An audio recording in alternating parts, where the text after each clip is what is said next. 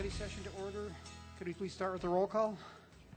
Mayor Coombs. Here. Council members Bagley. Christensen. Here. Finley. Here. Moore. Here. Peck. Here. Santos. Here. Mayor, you have a quorum. Okay, let's stand for the Pledge of Allegiance. I pledge allegiance to the flag of the United States of America and to the republic for which it stands, one nation under God, indivisible, with liberty and justice for all.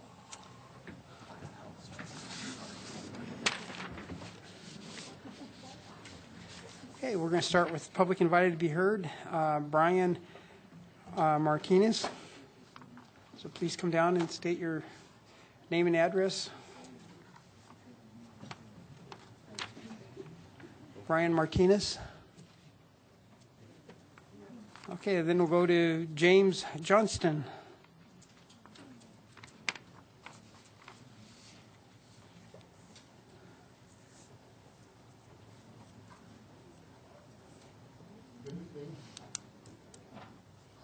Thank you.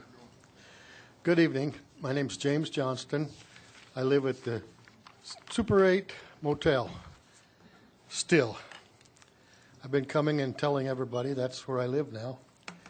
We've been trying to find a place to rent or to buy, and it seems like there's nothing in Longmont in our price range when you're on a fixed income. I've lived here for 65 years. I've volunteered thousands of hours for this town. I was chaplain at the hospital for over 30 years, and I've been a chaplain with the police department. I was on the housing board. I was on the senior board, among a few other things. And when I had health issues, then it seems like there's no help. I've helped out thousands of people, but then when it comes to me, I didn't have help. But I know there's help here somewhere, and I know that we can find it if we work together. Longmont is a nice town, and I want it to stay that way. But seems like some of the things are going downhill. We need to address those, but I'm not going to get into that. I'm not in politics. So, but all of you will be replaced. No. Thank you so much for letting me speak. God bless you guys. Thank you. Georgetta Johnston.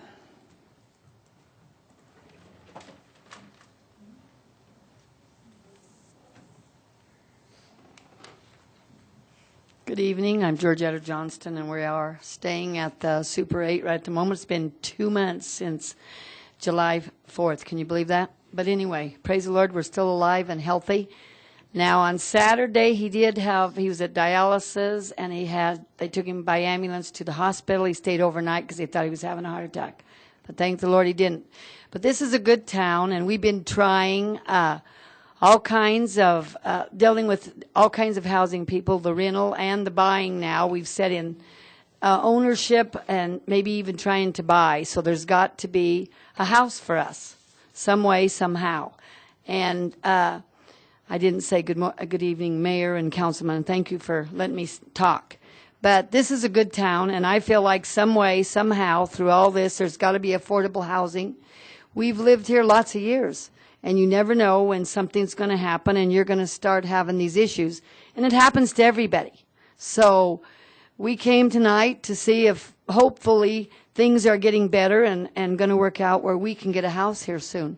And we're working on it in every direction. We just even seen another realtor and another person. So there's many, many ones that we've been working with. So there's got to be a way. And I know that we all want to have a good town, a good city. So, Lord bless you people, and I pray that we're some way going to get our needs and make this town a real nice city. City, not town. Yeah. Lord bless you. Thank you for letting me talk. You're welcome. Marianne Riggy.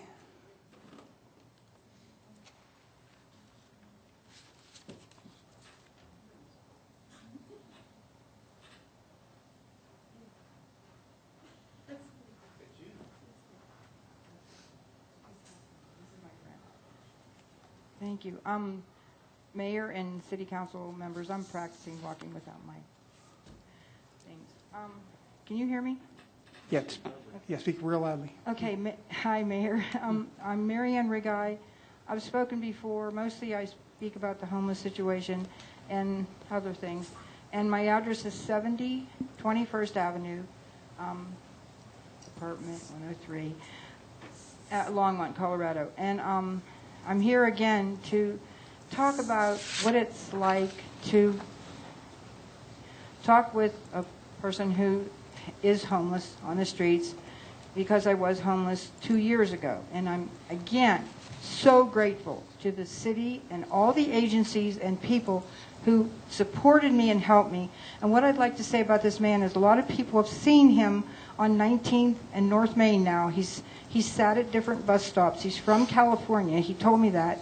And he had traveled up and down the coast before. And he told me he had a stroke at one time. So the dear man had a stroke. So actually, he could use more help medically. I don't know if he's refusing it. I don't know. However, he told me he's comfortable with the police. And I think that's wonderful, because he says the police are kind to him. And they know that he's there, and they let him be there, and they don't give him a hard time. Now, when winter comes, he may have to make a decision. We're sure of that. However, right now, people have left drinks and food and money for him on the corner, and he has his belongings all around him, and I have not seen anyone bother him in a negative way at all. So this is a kind town, and I agree with Jim and Georgetta, because I believe there was something coming for them as well. Something came for me, and it sometimes takes longer than what we think, because people can't move any more quickly than they can sometimes. So is my time up? No. Okay. All right, and this is my friend that I met him this morning, Brian, and he has something to say too. I'm not sure what it is. However, when kindness is shown and love and forgiveness are kept the main focus, I've seen miracles happen in my life, and I believe miracles will happen for these people as well. Thank you so much. Thank you. Brian Johnston.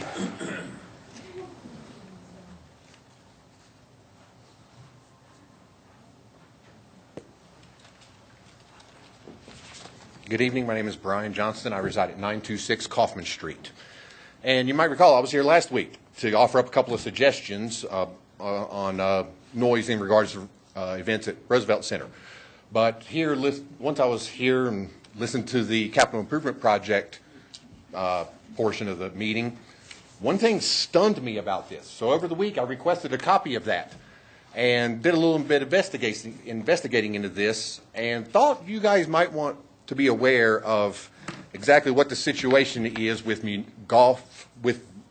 city-owned golf courses in this country. According to the chief executive of the World Golf Foundation, pretty pro-golf organization, they have a negative growth rate. Number of players has been at 24.5 million nationwide for 5 years straight. And it was 30.6 million just in 2003. According to Oliver Brewer, president and CEO of Callaway, you might know the Big Bertha driver, probably the most popular on the market, probably the most popular brand of golf clubs on the market.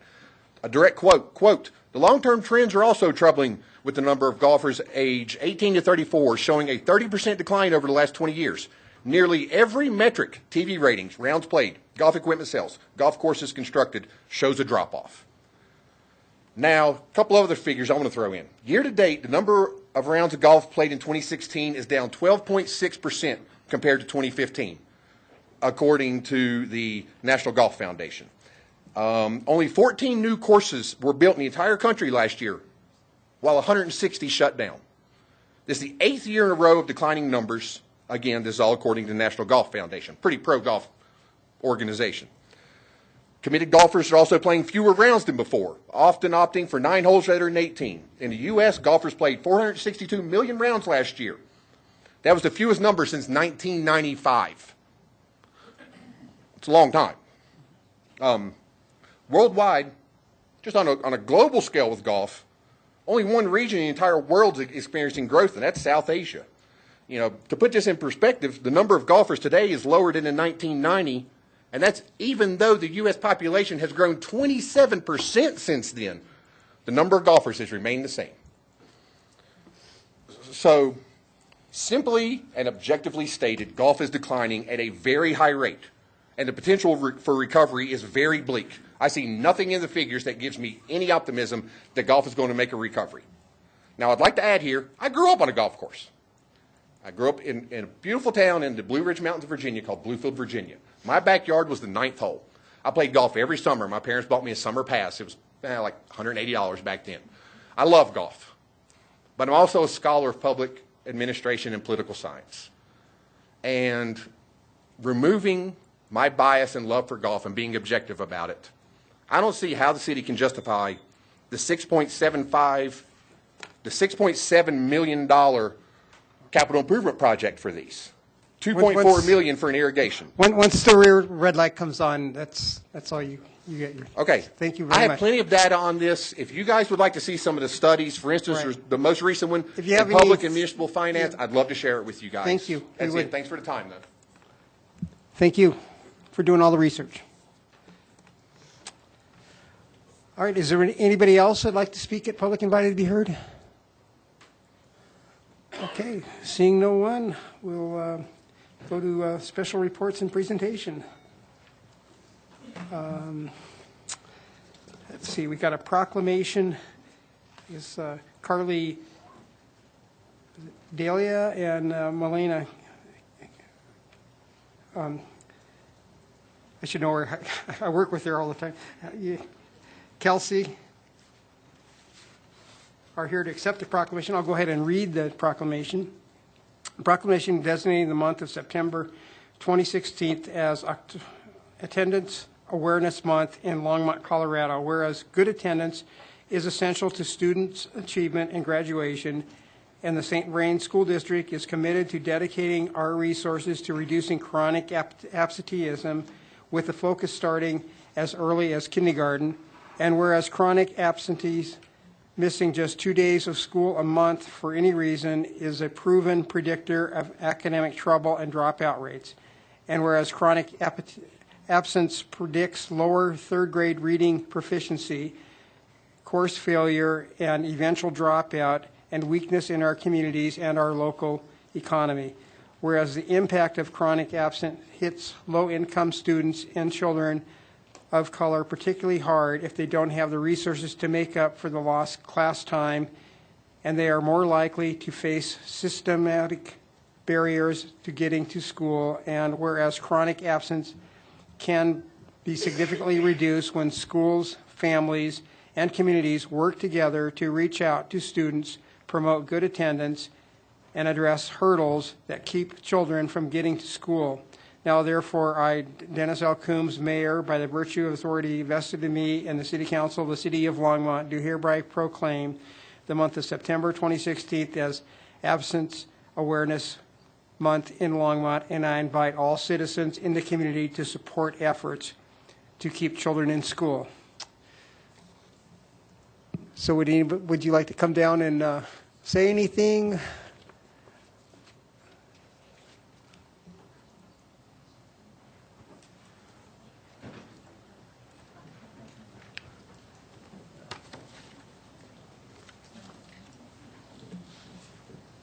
Thank you very much. My name is Karen Blau, and I am the coordinator for the truancy prevention program for St. Vrain Schools. Really wanted to tell you guys thank you very much for reading our proclamation, and we brought some great young people here tonight that we would really like to recognize for the great job they're doing with attendance, and they have specifically just really improved their attendance and taken it that extra step, and so we thought this would be a great way for our community to honor them in doing such a great job. Thank you, guys. Good? Yeah. All right.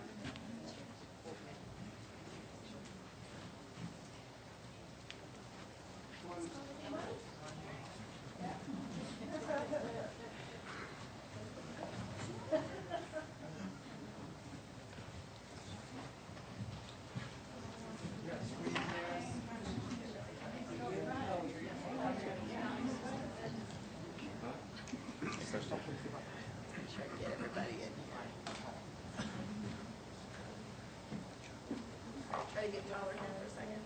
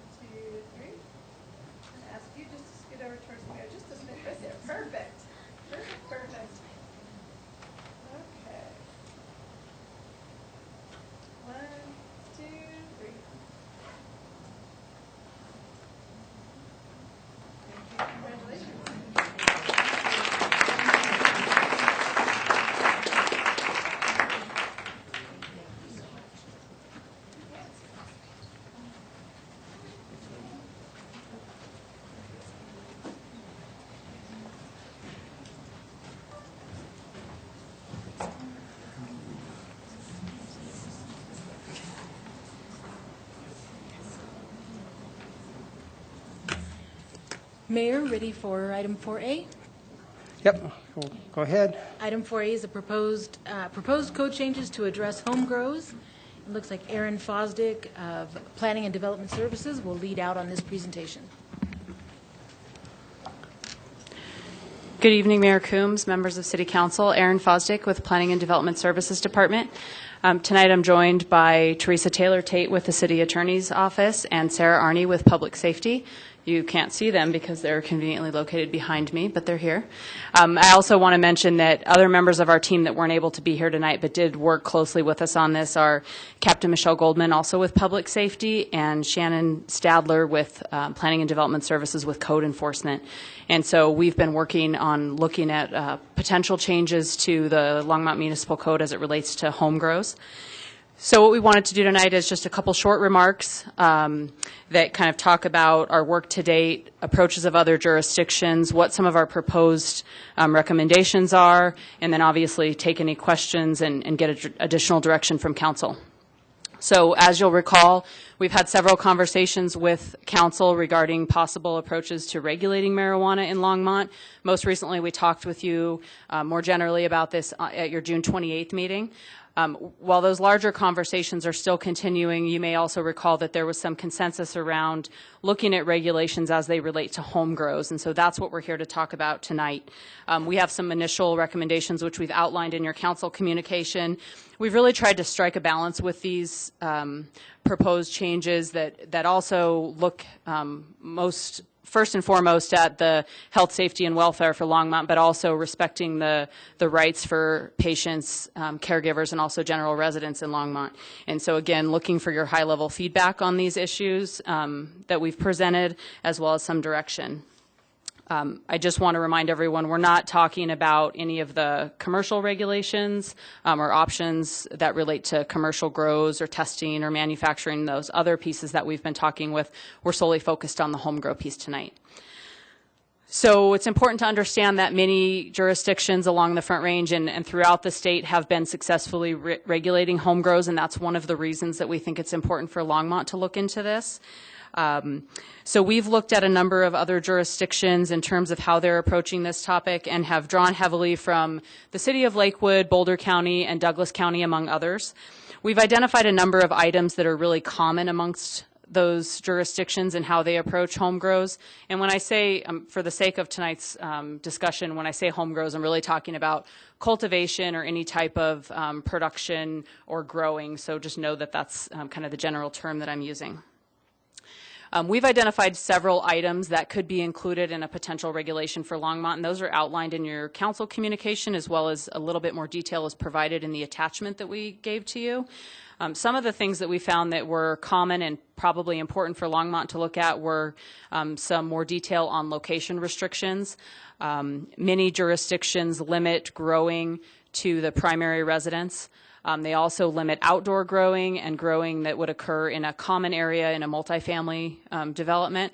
And so you'll see what we've recommended for Longmont is something similar, that we would really recommend looking at only allowing growing in a primary residence, which could also include an accessory dwelling unit, but we would really be recommending that we don't allow that in some type of accessory structure. We've also included some limitations on outdoor growing. We don't recommend allowing that, and also limiting growing that could occur in a common area in multifamily homes. Most jurisdictions also include some type of plant limit, and so what we found in our research was jurisdictions are either limiting the overall number of plants per residence or parcel, they're limiting by the number of people that live in a house, or they're limiting by square footage, and so, or some combination thereof. And so in order to really simplify things, both from a person that's looking into our regulations, but also from people that are going to be enforcing our codes, we've recommended a 6-plant limit per residence in Longmont. We're also recommending a provision that would restrict growing to enclosed lock space that would be inaccessible to people under 21. This is pretty consistent, and I think also consistent with state guidance. We've included a potential recommendation that we restrict the use of flammable material like butane. This is something that our public safety folks have really identified as a pretty big public safety concern, and so we would like to include something like that in our regulations. Some jurisdictions also include odor mitigation provisions, and so you'll see that in our proposed recommendations as well. This is something that we've actually received quite a few complaints about, and so other jurisdictions have included that, and we thought that it would make sense for Longmont as well. Finally, consistent with most of the jurisdictions that we look at, there's a general provision that requires compliance with other codes. So, for example, building codes or electrical codes. And again, thinking about health, safety, and welfare, we felt like that was a pretty important piece that should be added to Longmont's regulations.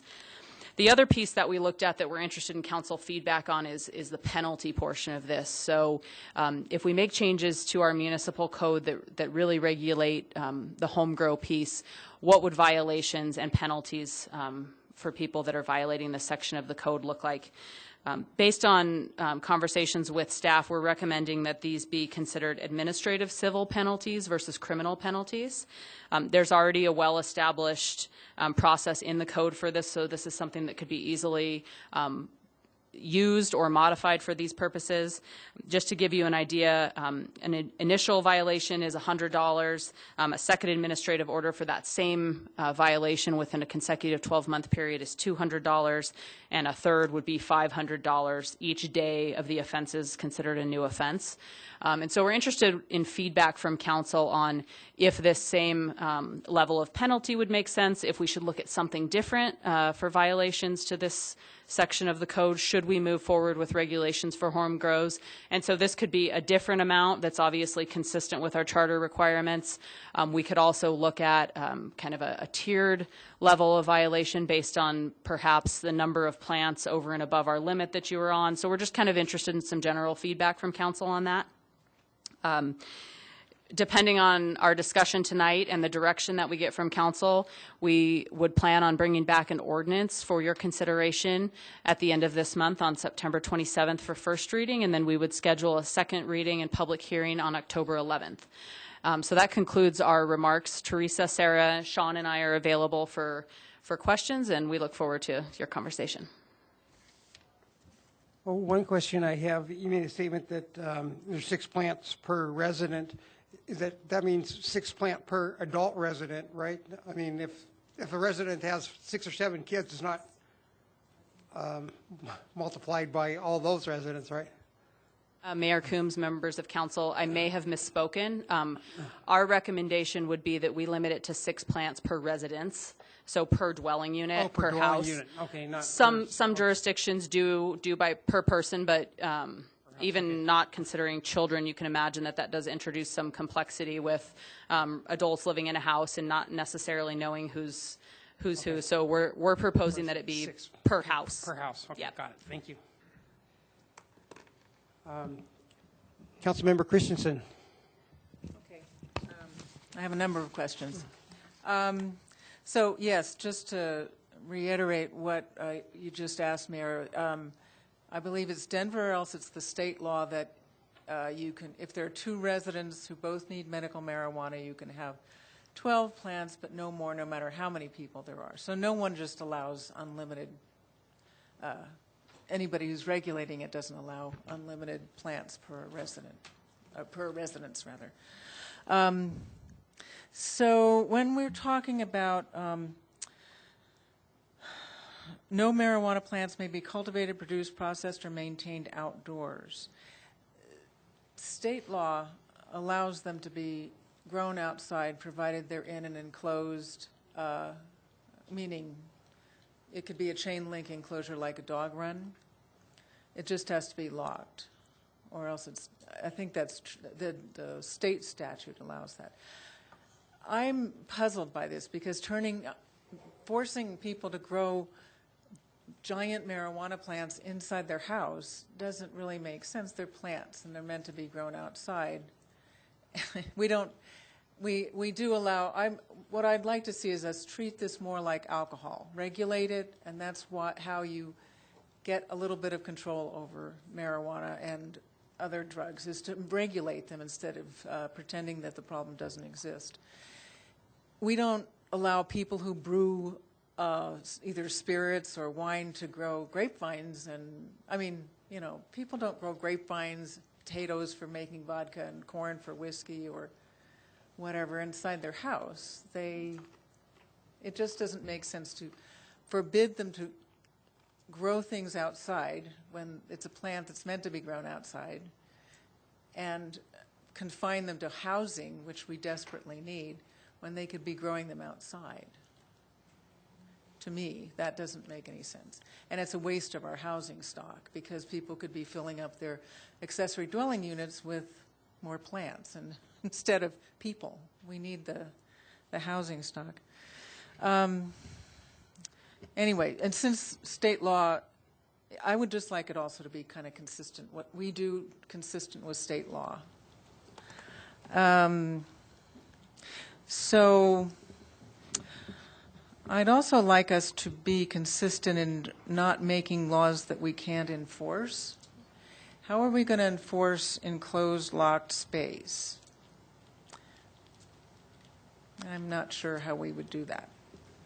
Mayor Coombs, Councilmember Christensen, I think that the intent for all of these regulations with this would be kind of on a complaint basis. And so, one of the things that we've heard from code enforcement as well as public safety is that in some cases they are on a call for something else. They see something that isn't quite right, and they're not able, there's no regulations that they're able to write a violation for. So that may be one of those cases where that's kind of a secondary thing that they see. And I don't know if you have anything you'd like to add to that in terms of how we would enforce that. I do think that it would be helpful for us to well, I'll mention that in a minute. I like the use of banning compressed flammable gas and flammable liquid, but some people use some of these things for art projects and things like that. But I think we should just ban hash oil production, because the whole thing it's ludicrous. It's incredibly dangerous, and it's it's not even hashish oil. If it's made from marijuana, marijuana isn't the same as hashish, and it's a different thing. And this flammable stuff is really just used to produce hash oil. Is that correct? Because I don't even know what hash oil is. But when I looked it up, it's made sometimes either from refining hashish or marijuana, which are two different plants. Mayor Coombs, Councilmember Christensen, I think you are correct, and really this is aimed at kind of removing that dangerous element from the production.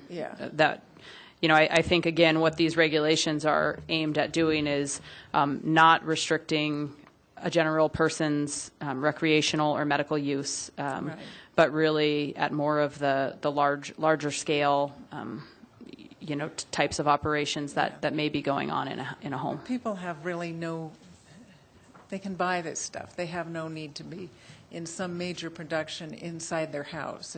Then they're turning it into sort of almost a business.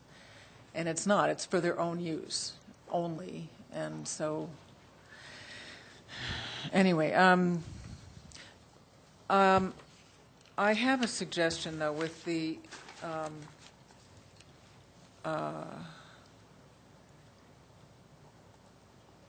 the right of entry. I think it would probably be a good idea, given that if you're planning to just rely on a complaint basis, that's one thing. But if you're planning, if this becomes a bigger thing than we think, there's really a need for a registration fee or an inspection fee to help offset the cost of us doing inspections for both fire and police or whatever. And maybe we could use an inspection fee of $50 for everybody, and that way would offset stuff, but it would also make it a little bit more. People would put more thought into whether they actually want to do this, because they can actually go down and buy this stuff. They don't have to grow it in their house. I have a problem with the right of entry for, number one, it doesn't say how much notice they need to give. And part of the Constitution is that nobody gets to just walk in your house without any kind of notice.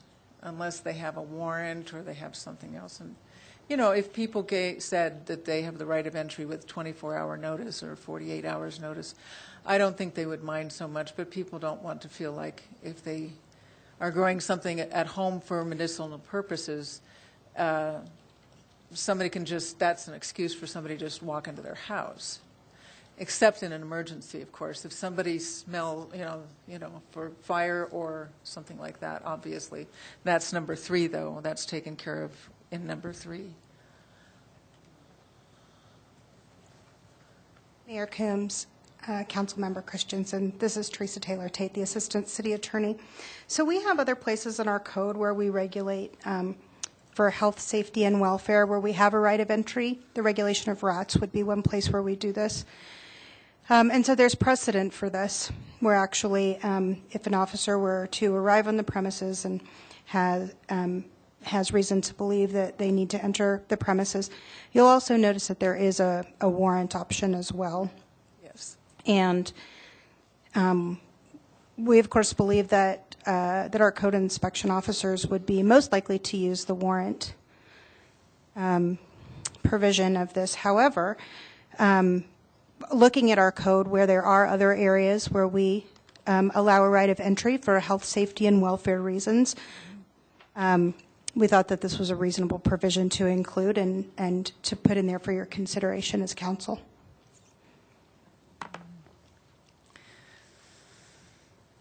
But I just think it's treating people who have a medical condition as if they're assuming they're criminals, where it would be more respectful to give them notice and say, we would like to inspect your house, unless there's an emergency. That's my feeling on that.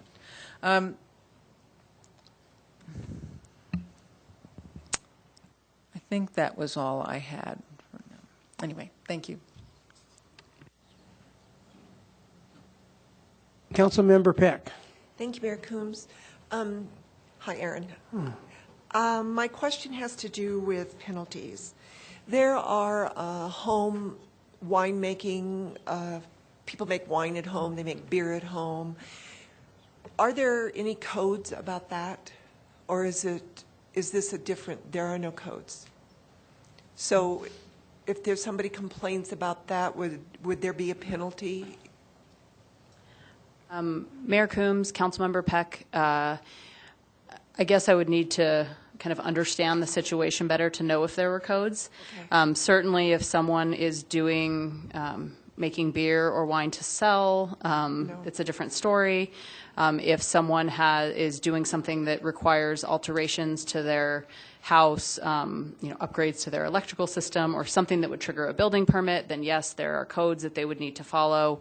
And those are things that, we would, if they did not follow those codes, then they could be in violation of our code. Just in terms of if you were making beer and your neighbor didn't like beer, I don't know that there's a code against that. You certainly can't be a brewery or a distillery in your home and package that and sell it. That's not allowed. I guess I was trying to equate the penalty with other drug uses drug that are done in the home that nobody knows about. I mean, you wouldn't know somebody had marijuana plants unless there was a problem with it, just like you wouldn't know if anybody was making wine in their home. So I don't understand the reason for the penalty. Mayor Coombs, Councilmember Peck, so I think in this situation what we're not describing is penalizing someone for growing marijuana in their home as long as they're consistent with our regulations. And so I think when someone may run afoul of this is if they were growing 50 plants and if there was a lot of odor and maybe there was modifications to the electric system that were done without permits, then based on the items that we've recommended, including in the ordinance, the violation would be to the number of plants, it could be to the odor, it could be to compliance with other codes. So the violation isn't having marijuana plants. That's not at all what we're saying. Okay. And I think what we're saying is if someone has 6 plants, chances are no one will know that unless those people want their friends and family to know. But I think that's the point, is that's a personal use, and that's not something that we're interested in regulating. It's when it gets beyond that and there's additional items that we may want to be thinking about. That makes sense. Thank you.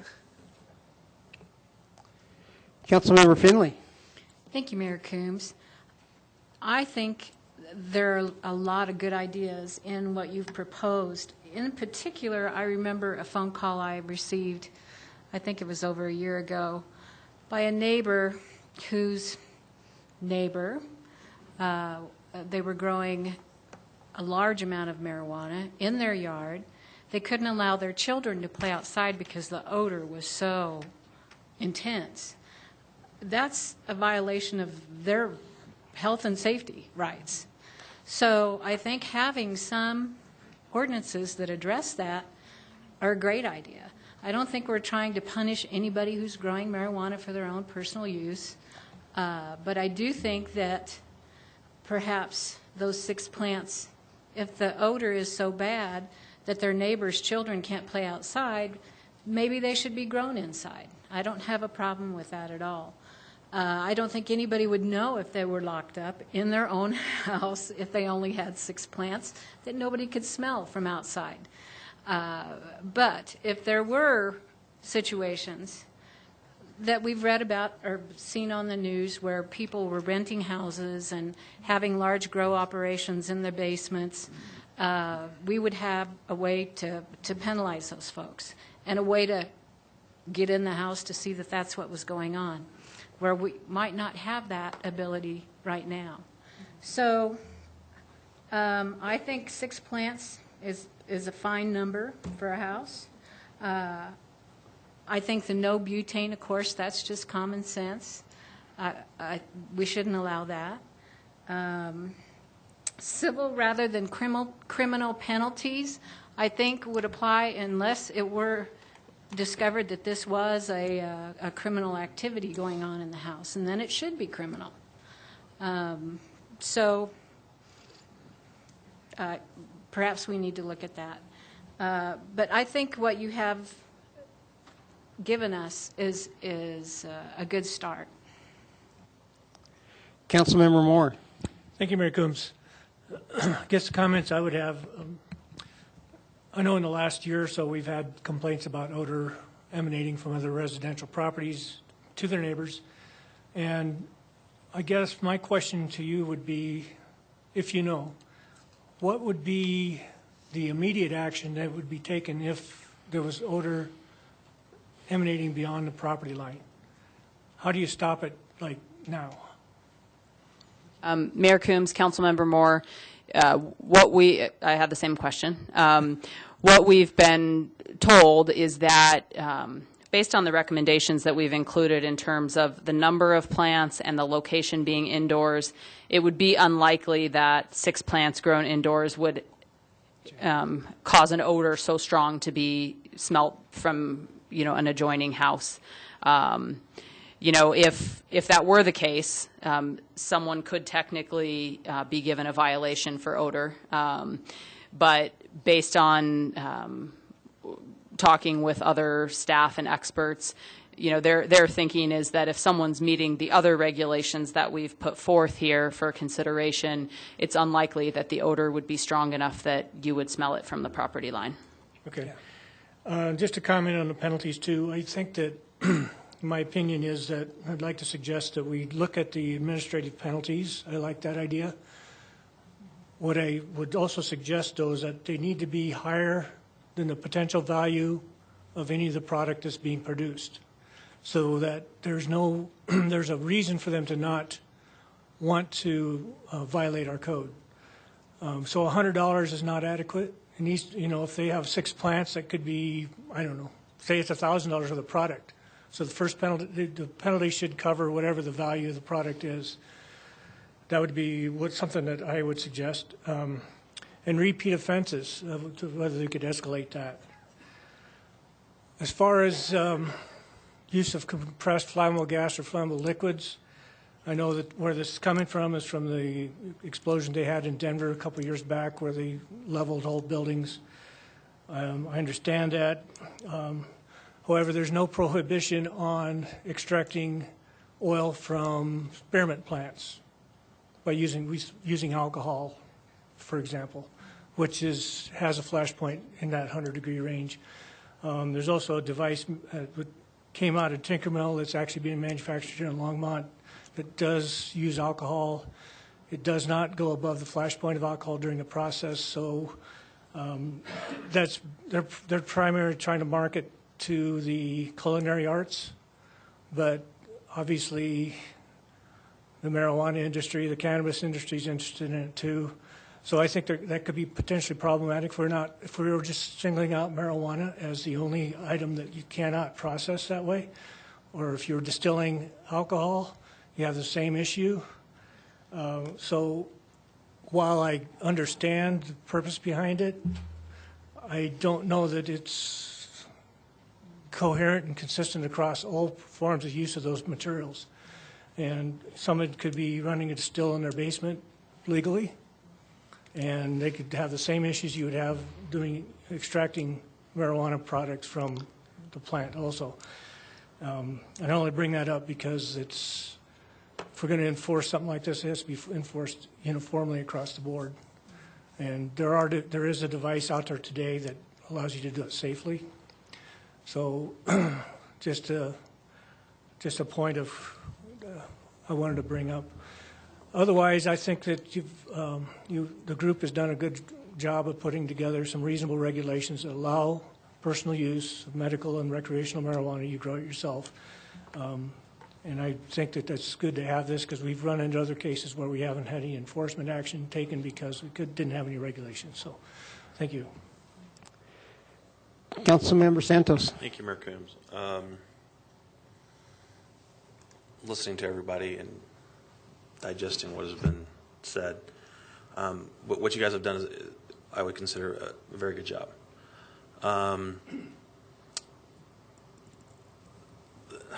The restriction of outdoor growing, looking at some of the rules and regs and attorneys who have put out information for those that want to grow. Where is it? All marijuana must be grown in an enclosed location and cannot be grown publicly or sold to the public. That's straight from Amendment 64. What would be the reasoning for the besides potential odor, even though there's only 6 plants? What is the reasoning for restricting outdoor grow? Mayor Coombs, Councilmember Santos, based on what we've heard from our public safety staff, there is some concern from a security perspective with outdoor growing. Certainly, you've already mentioned odor, and that's probably one of the primary concerns, but there's maybe some additional concerns with visibility and exposure from a security perspective. Okay.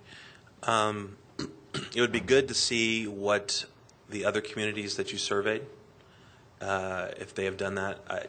I'm sure that's in here somewhere, but almost like a comparison of what Denver does, what Boulder does, what whoever else does as far as with home grows would probably be good, so members of council can understand exactly these are what the other communities do that are somewhat ahead of us in particular home grows.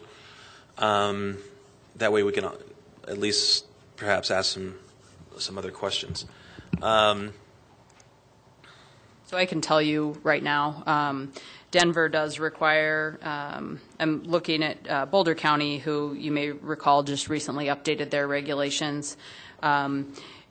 They put together a really nice matrix kind of doing some of this comparison, and a lot of the jurisdictions that they looked at do require the growing to be done in an enclosed space. So, for example, Denver requires an enclosed space. Erie requires it not to be allowed in a garage or other structure, so again, limiting it to the primary residence. Lakewood requires it in the primary residence or an accessory dwelling unit.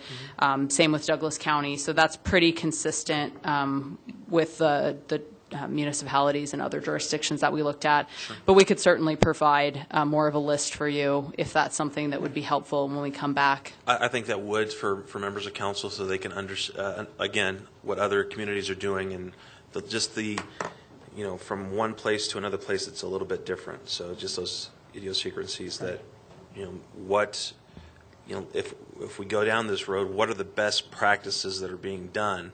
That way we can implement the best rules and regulations without infringing on anyone's rights to grow. With ensuring compliance with all other codes, I think that's very high on my list, especially if we're going to restrict grows inside the primary residence. I've seen pictures and gone to many seminars at CML where all different types of wiring and lighting and health code violations, you name it, run the gamut, and grow operations not only in the state of Colorado but throughout the country. That is one of my primary concerns, is that if you're going to grow inside, figure it out and how to do it the right way with great ventilation without having to overtax your electrical circuits and everything else. The other part that Councilmember Moore mentioned was the penalties. I think the penalties do need to be a little bit stiffer. I have no problem with making them administrative, but after a point, it needs to be criminal. If we're there, if we're dispatching officers and code enforcement and you name it out to a particular residence within 5 times, there comes a point where $100, $200, just $500 a day for every offense just doesn't make sense. Somehow it needs to be there needs to be at one point. We can't just keep slapping people on the wrists and expect them to do what's right. Unfortunately, people are going to break the law one way or another, whether it's Amendment 64 or anything else. I'm sure we all speed every little bit and what have you. But when you're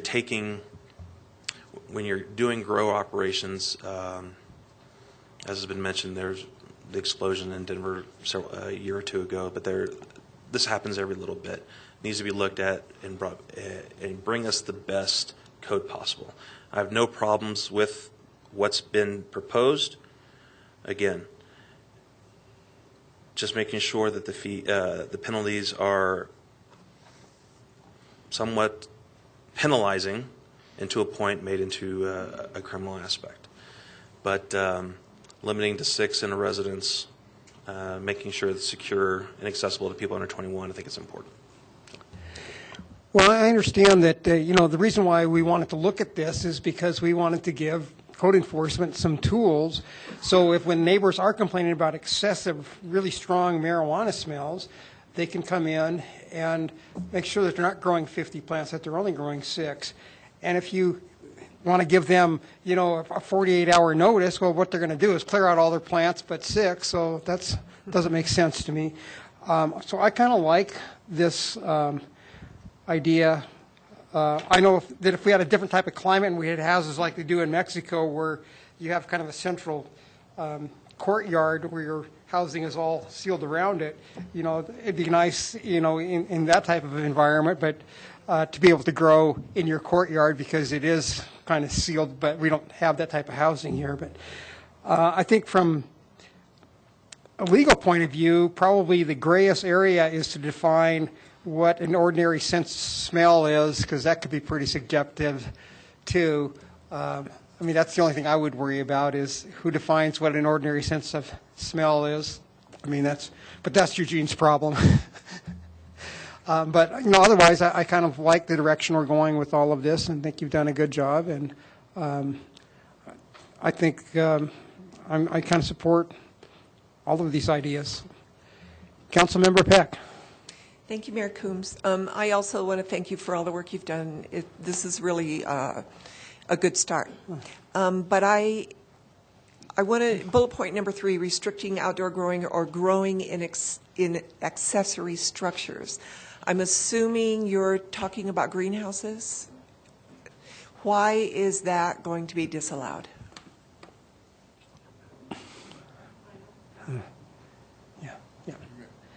Mayor Coombs and Council, Sarah Arney from Public Safety.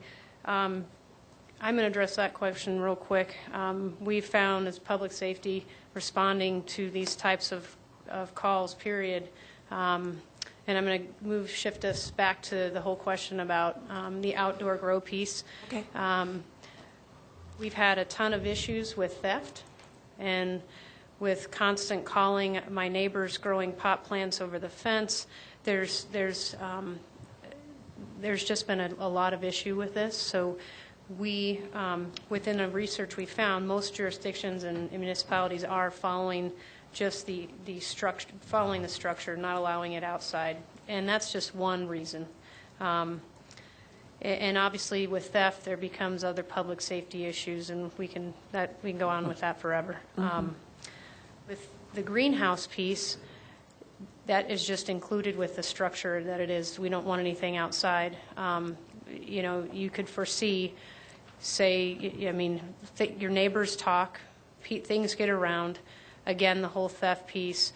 You know, if they're within the 6 plant limit, maybe that's something that we could consider. But I think with all the research we've done, limiting it to just inside, not even allowing the greenhouse piece is just, I think, the best solution for this. Okay. And do you want to address that part, the penalty part? I'm happy to. Mayor, council members, I wanted to speak briefly to the penalties. Specifically, first speak to what is permitted for penalties under our municipal code and actually our charter. And our charter limits us to fines up to $999 and 180 days in jail. And so what that means is that for each violation, someone can be fined up to $999. So there are a variety of ways that we could look at structuring these violations. What it means, though, is that any one violation could not exceed $999 in the civil penalty. As to criminal penalties, we did look at this and talk about criminal penalties. As a legal analysis, we thought that since the point of these two amendments was to decriminalize marijuana in Colorado, that it would likely be best to avoid criminal penalties on the municipal level. However, the other thing we discussed as a committee is the fact that it is still illegal under Colorado law and under these amendments to be in possession of more than an ounce of marijuana. And that's under state law, under our criminal code, under Title 18. And so in the event that someone is growing a large number of plants, certainly our officers could look at charges that stem from that. So stem from possession of more than 1 ounce of marijuana, moving up from there. In our criminal code, the state criminal code, there are different penalties depending on how many ounces you are in possession of. Thank you. Councilmember Christensen? Okay, there's several things. I do think that we need to, there are measures for everything, certainly for odor too, and I think we should put something in there because just saying an ordinary sense of smell isn't adequate, you know. People will fight about that all the time. I do think that code enforcement is how we're going to probably deal with some of this stuff. But I do believe the police will also be involved sometimes too. We want the police to have less to do. That's the whole point of this, less to have to do with this. But I do think that it's good to have this administrative. However, I would like people to have one chance to cure the problem before they're slapped with a $100 fee, because they may not realize they're not in compliance with things. And also, I would like to see code enforcement not go in with the attitude that they're going to find out every everything that should be grandfathered that is like you don't have enough electrical outlets per room for a 1941 house like mine and things like that. I'm not planning to grow any marijuana, by the way. So I also, yes, as you pointed out, we don't want to reintroduce making things illegal. But I do think if we find out that people are selling something when they have a medical license, that's a criminal violation, and they should be slapped hard with that because they're betraying the trust of the community. We're introducing this as a way to try to get some hold on unlimited amounts of marijuana being grown, and they're abusing their medical license, and it should be taken away, and they should be slapped with a criminal offense for running drugs, basically. Yeah. Councilmember Moore? Thank you, Mayor Coons. So I guess it's something you said about criminal penalties for possessing more than an ounce. If it's in the unprocessed, ready-to-use form, does that fall into that 1 ounce limit? If it's just a plant growing and it's not usable for consumption? Mayor, Councilmember Moore, to my knowledge, the statute is not specific about whether that is processed or unprocessed, dried or not. It is instead, it only says possession of more than an ounce of marijuana. So would 6 plants be more than an ounce? That's something I don't know. Mayor Coombs, Councilmember Moore, I don't have any specific knowledge about how many buds 6 plants produce. Apparently, Officer Arnie does. Thanks, Teresa. I didn't take my plant education. I don't have it with me today, but what I can say about 6 plants, so usually when someone is cultivating or growing marijuana, it's a stage process. So they have a stage of the growing stage where it's budding, where they have to take it off to dry. So all 6 plants could be ready to be basically hung, dried, and then taken off the stems and used. You're absolutely right about that. But what people will do with that is store it in obviously containers and such that they purchase them in at the places where they can buy them now, and utilize that for later use. Again, I don't think we're looking at penalizing these people that are growing the 6 plants and putting them in containers and using them for themselves. I think that that's a sufficient amount of plants, and they can. You brought up the whole selling piece. That is a totally different issue. But we would kind of take that as it comes. But I don't think when you have 6 plants, we see it more for personal use. It's where we get the 25, 50, 100 plants. That's a totally different story. So it gets pretty muddy then, doesn't it? I guess I don't have anything else. Thank you. Councilmember Santos. Thank you, Mayor Coombs. Under Colorado law, you're allowed 3 flowering plants and 3 budding plants.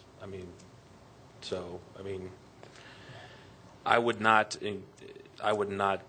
want anything that's going to go against the amendments that have been passed. We need to try to stay within, and I don't think anyone is looking to. I don't hear from staff that we're looking to go into people's homes in a Gestapo-type manner. But if there's a violation of what is being proposed here, then we will take into consideration what you're in violation of. Again, I don't see that this is really harboring people from whether they're growing it for medicinal use or recreational use. But I will still remind council, it's against federal law. And I've stated this time and time again. State law cannot supersede federal law, supremacy clause. And if this is how we're going to operate, then I would encourage our congressional members to change the schedule, change the law. But, having raised my hand and swore that I would defend the Charter, the state constitution, and the Constitution of the United States, there's conflict here. But getting back to this piece, let's not try to violate what state law says.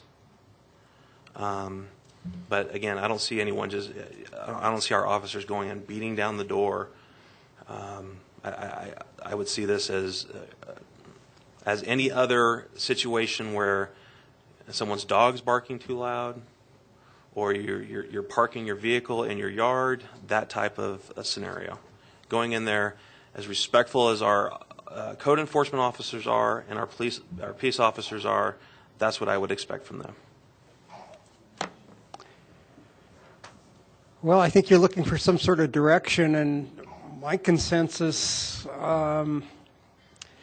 is that this is a great start. I can't think of anything I would change at this point. I think you've done good research, and I kind of support what you've already done. Mayor Coombs, if I can, Sean Lewis, Assistant City Manager, just to try to make sure that we have captured what you all heard. I've taken a few notes here.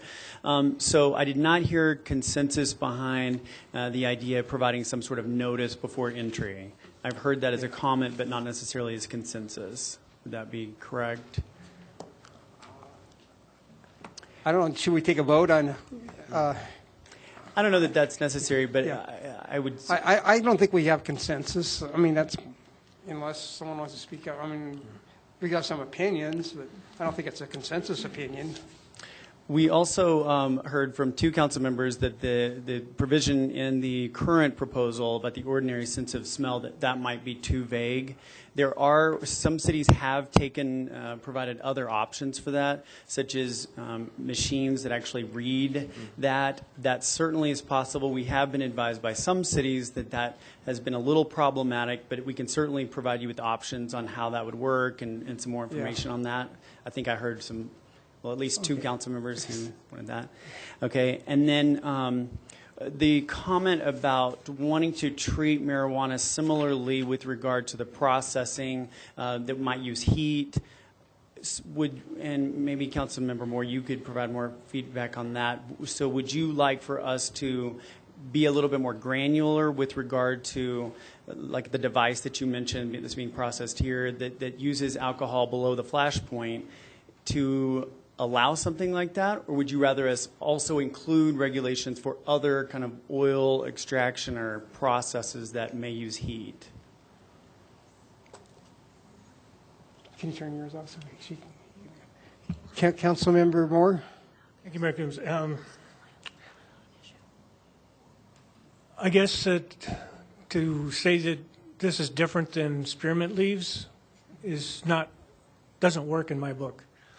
And there is a device out there that does it safely, but that doesn't mean everybody's going to use that device. I'm just saying it's a problem, and I don't know what the solution is. But I do know that Extract Craft here in Longmont makes a device, and it's on the market now. And it uses ethyl alcohol, grain alcohol, and people use it for spearmint or any other multitude of herbal reductions, I guess you'd say, for like soap or for food processing or so. To carve this out just for marijuana use doesn't seem like that's a good way to go, unless we're going to have other regulations about those other plant derivatives. So that's the comment I would have on that. Mayor Coombs, Councilmember Moore, I think that helps. Aaron is just pointing out that if we are limiting this to 6 plants, it's unlikely that someone would be using that. So it's possible we could drop the provision with regard to gases, that we could avoid the potential inconsistency from other plants that might use a similar process. So maybe we can bring a couple of options for you at the next meeting with regard to that. And then lastly, as far as follow-ups, I have provided a list of what other cities are doing regarding the outdoor grows. Got some consensus, I think, around exploring what outdoor grows would look like. And then also heard consensus around stiffer penalties with regard to, for instance, the sale, someone trying to sell product from their home, et cetera, that we would like to see additional penalties there. Yeah, actually, I was going to ask clarification on the outdoor piece because based on the conversation, I thought I saw the majority of folks wanting to keep it indoors versus the outdoors. So I think I kind of think, I mean, my feelings were because of the safety, public safety issues and the theft issues, and you know, people see that these plants are growing in a greenhouse, and kids can see it, and you know, it just creates. So I think we're on the right track to keep it within the residence myself. I don't know if that's kind of consensus. I believe that's consensus. Can I kind of see from council? Yeah. Okay. So I saw 1, 2, 3, 4, 5 head nods to keep it inside. Mm-hmm. Yeah. 1 not to keep it inside. And 1 not here. Do what? And 1 not here. Councilmember Santos? Thank you, Mayor Coombs. Again, I think this is, minus the compressed flammable gas issue, I think the rest of it is fine. I would bring this, my suggestion is to bring it back on first reading with another presentation with the other information. That way we can still discuss it, or if it works for other council members, and since Councilmember Bagley's not here, perhaps in the maybe just the discussion or the rest of the information in at the very beginning of a meeting, and then before it goes to first reading. However, I mean, but we are missing 1 council member that's not present, and you know, I would hate to see this not go forward because we didn't have enough discussion and some input. So, just a thought. So I have a question. I don't know, this might be more of an LPC question, but I would think that if someone's growing, you know, like 20, 40 plants, that we're going to see a huge spike in the electric rate, and that would be a trigger potentially to, because I mean, it shouldn't take much electricity to grow 6 plants, but if you're going to grow, you know, 48 plants, I think that might be something that would trigger, you know, a concern, just a big spike in electric use. Susan's shaking her head, yes. Yes. Okay. Councilmember Peck. Thank you, Mayor Coombs.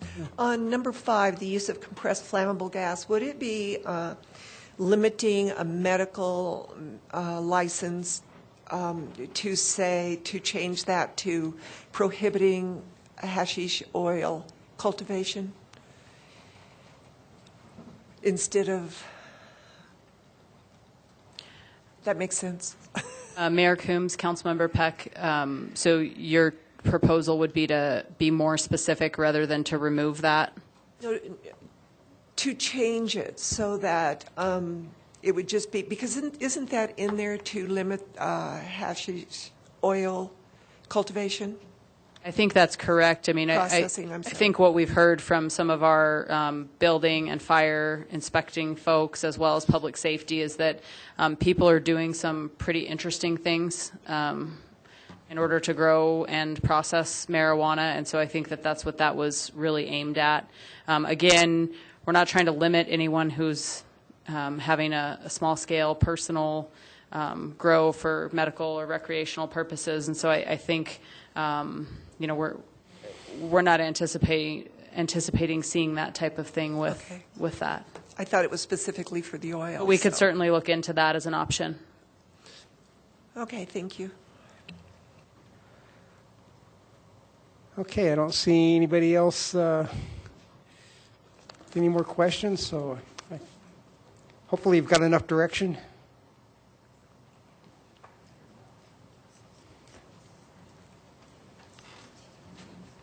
Yeah, let's take a 5-minute break.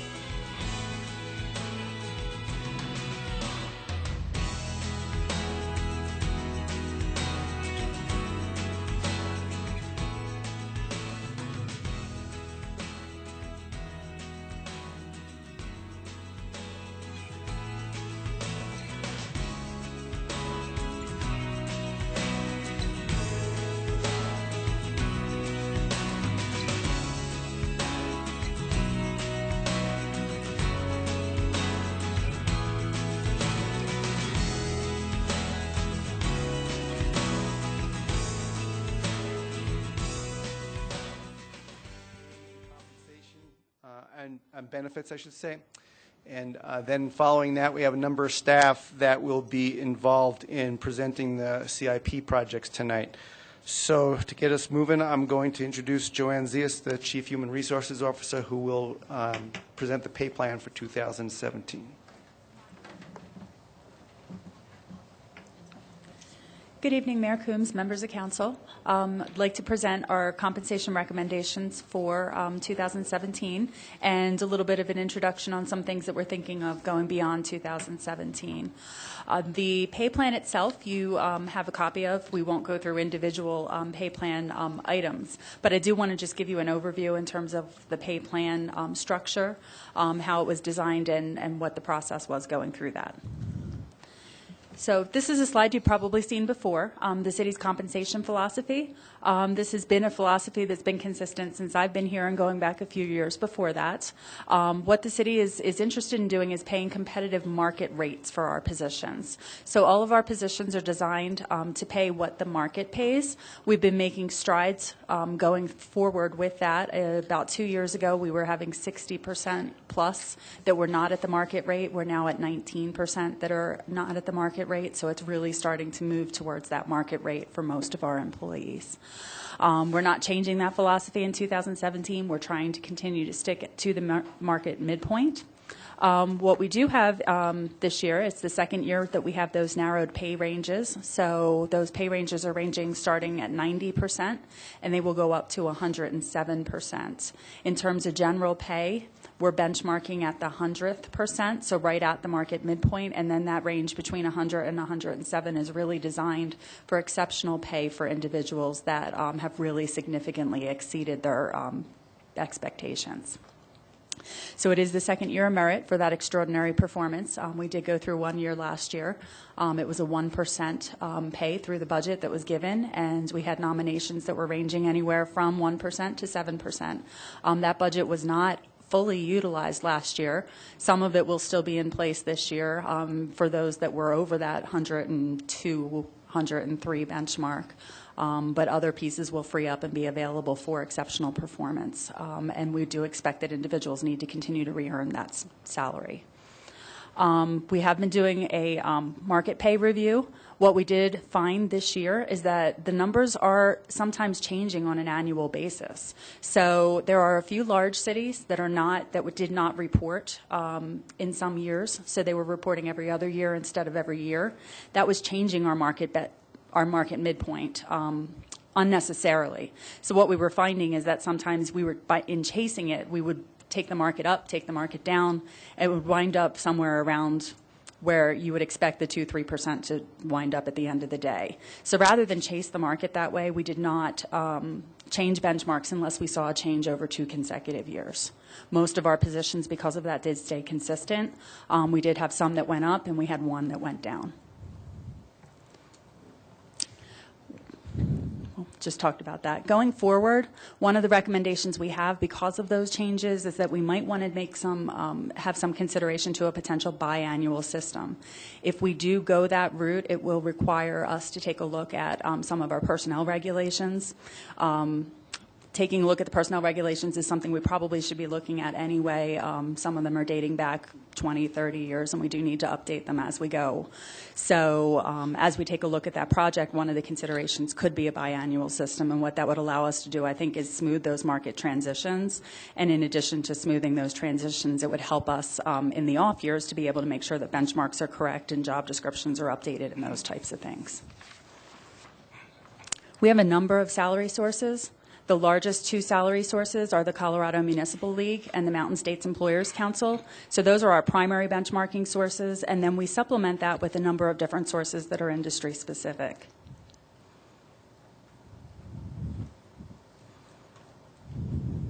In our survey results, what you'll see is this is pretty close to market at this point. Our ranges in some cases are slightly higher than market, but our actual salaries are slightly trailing market, but we are pretty close to dead on in most of those.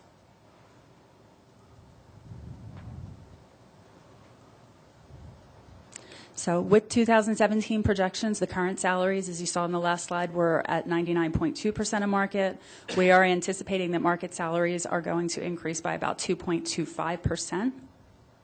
So with that, the recommendation is to adjust those pay ranges by 2.25%. If we do have employees, and we do still have some who are at or above that market midpoint, then what we would look to do is do a lump sum bonus for them. The difference this year is that we did try to match that to the 2.25%. So if they were receiving a lump sum bonus, we would do that 2.25% to them to a maximum of $1,500. If we have individuals that are below that market, then the base pay can increase up to 5%. So some people could have an additional increase if they are not yet at that market 100%. These ranges are collective bargaining, so they are set in the contracts, and what they look like is the FOP is 3%, the firefighters are 2.5%, and those are just matched in the collective bargaining agreements.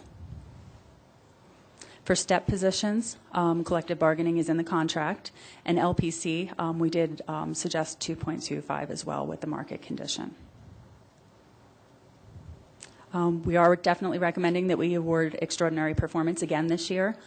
We would like to continue to have that administered by departments, have our directors nominate individuals, supervisors and managers can nominate to their directors, and that pool of funds can continue to be utilized for that extraordinary performance.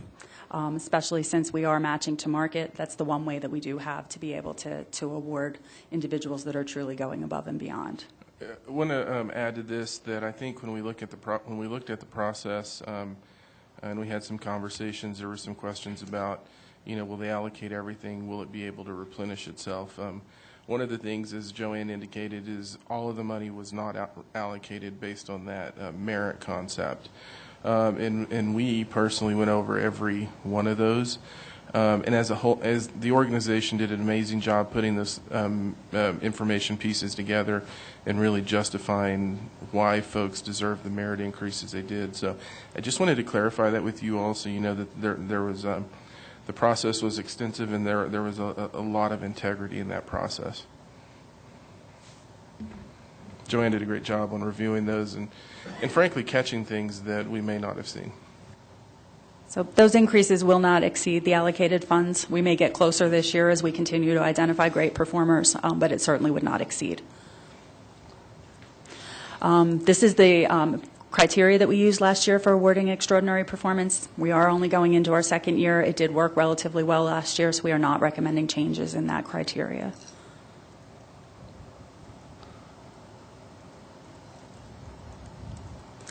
Future direction, you have seen this before, as it's fiscally responsible and allowable. We do recommend that we try to move towards that 102% target for pay.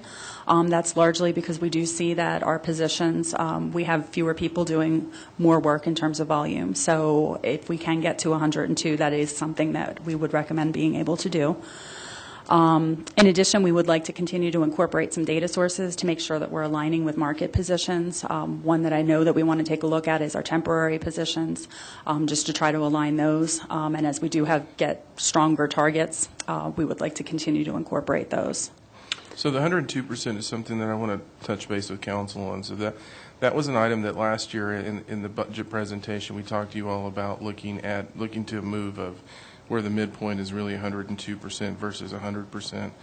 And we provided you with information based on the fact that the work that our folks are doing, when you look at our staffing levels versus a lot of the comparison cities, we have lower staffing levels.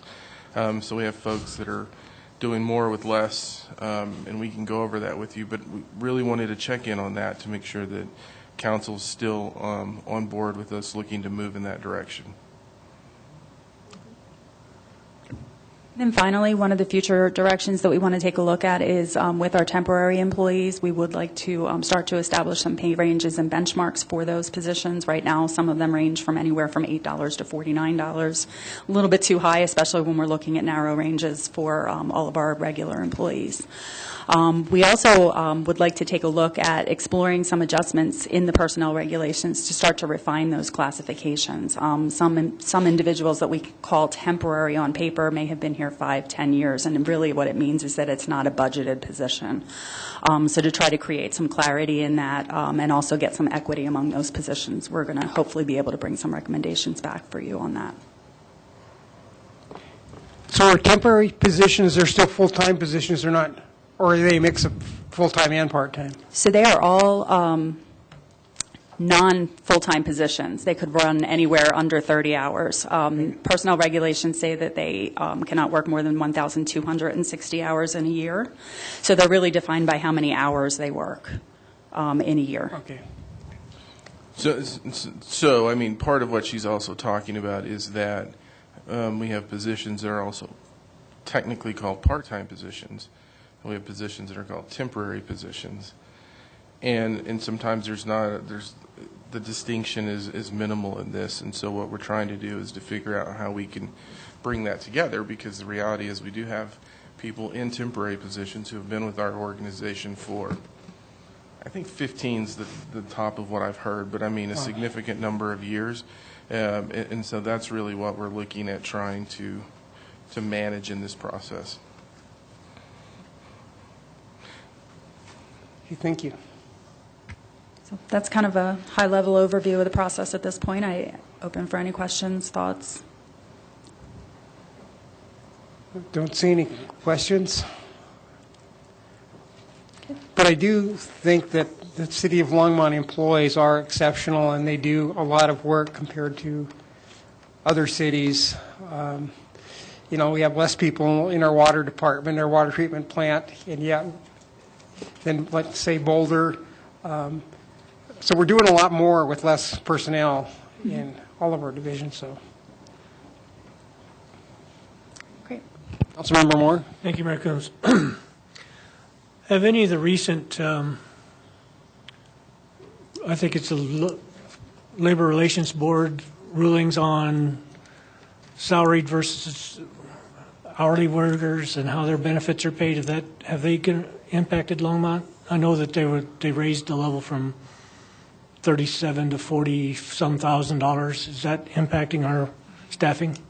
It has not this year.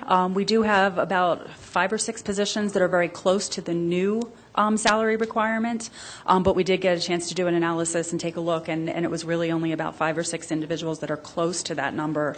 I would expect within about 2 or 3 years we would need to take a look at either increasing those salaries or taking a look at whether they're truly exempt or non-exempt. Thank you. You used the right words.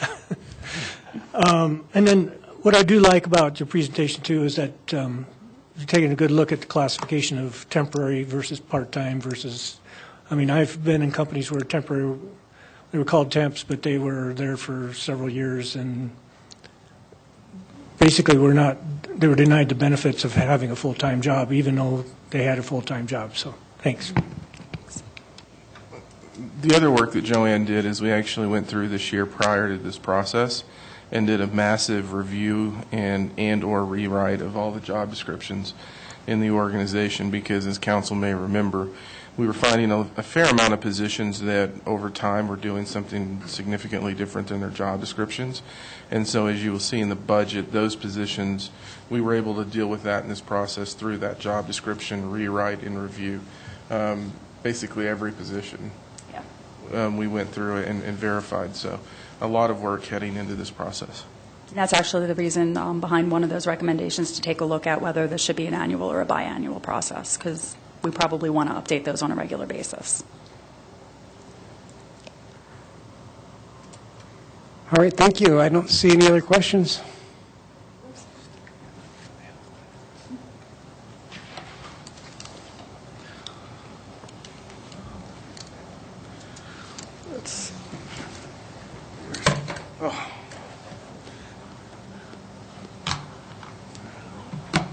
I did have one quick question. How did you keep the health insurance the same for 2017?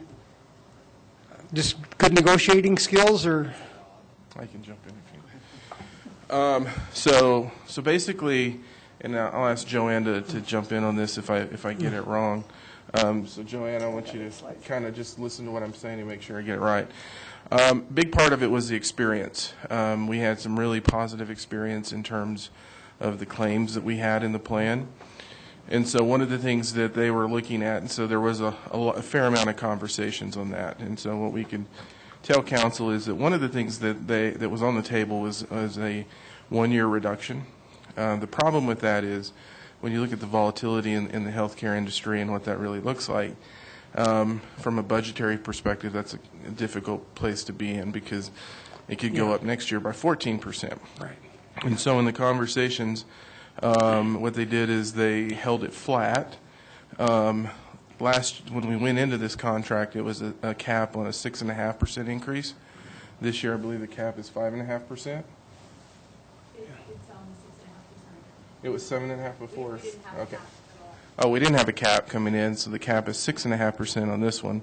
The other thing is that there's 2 components that were added to it. I believe it's chiropractic and hearing aids that were actually added to what's covered under the plan. So they kept the rate flat and were able to add more coverage for the participants. So in 2017, the chiropractic care is covered?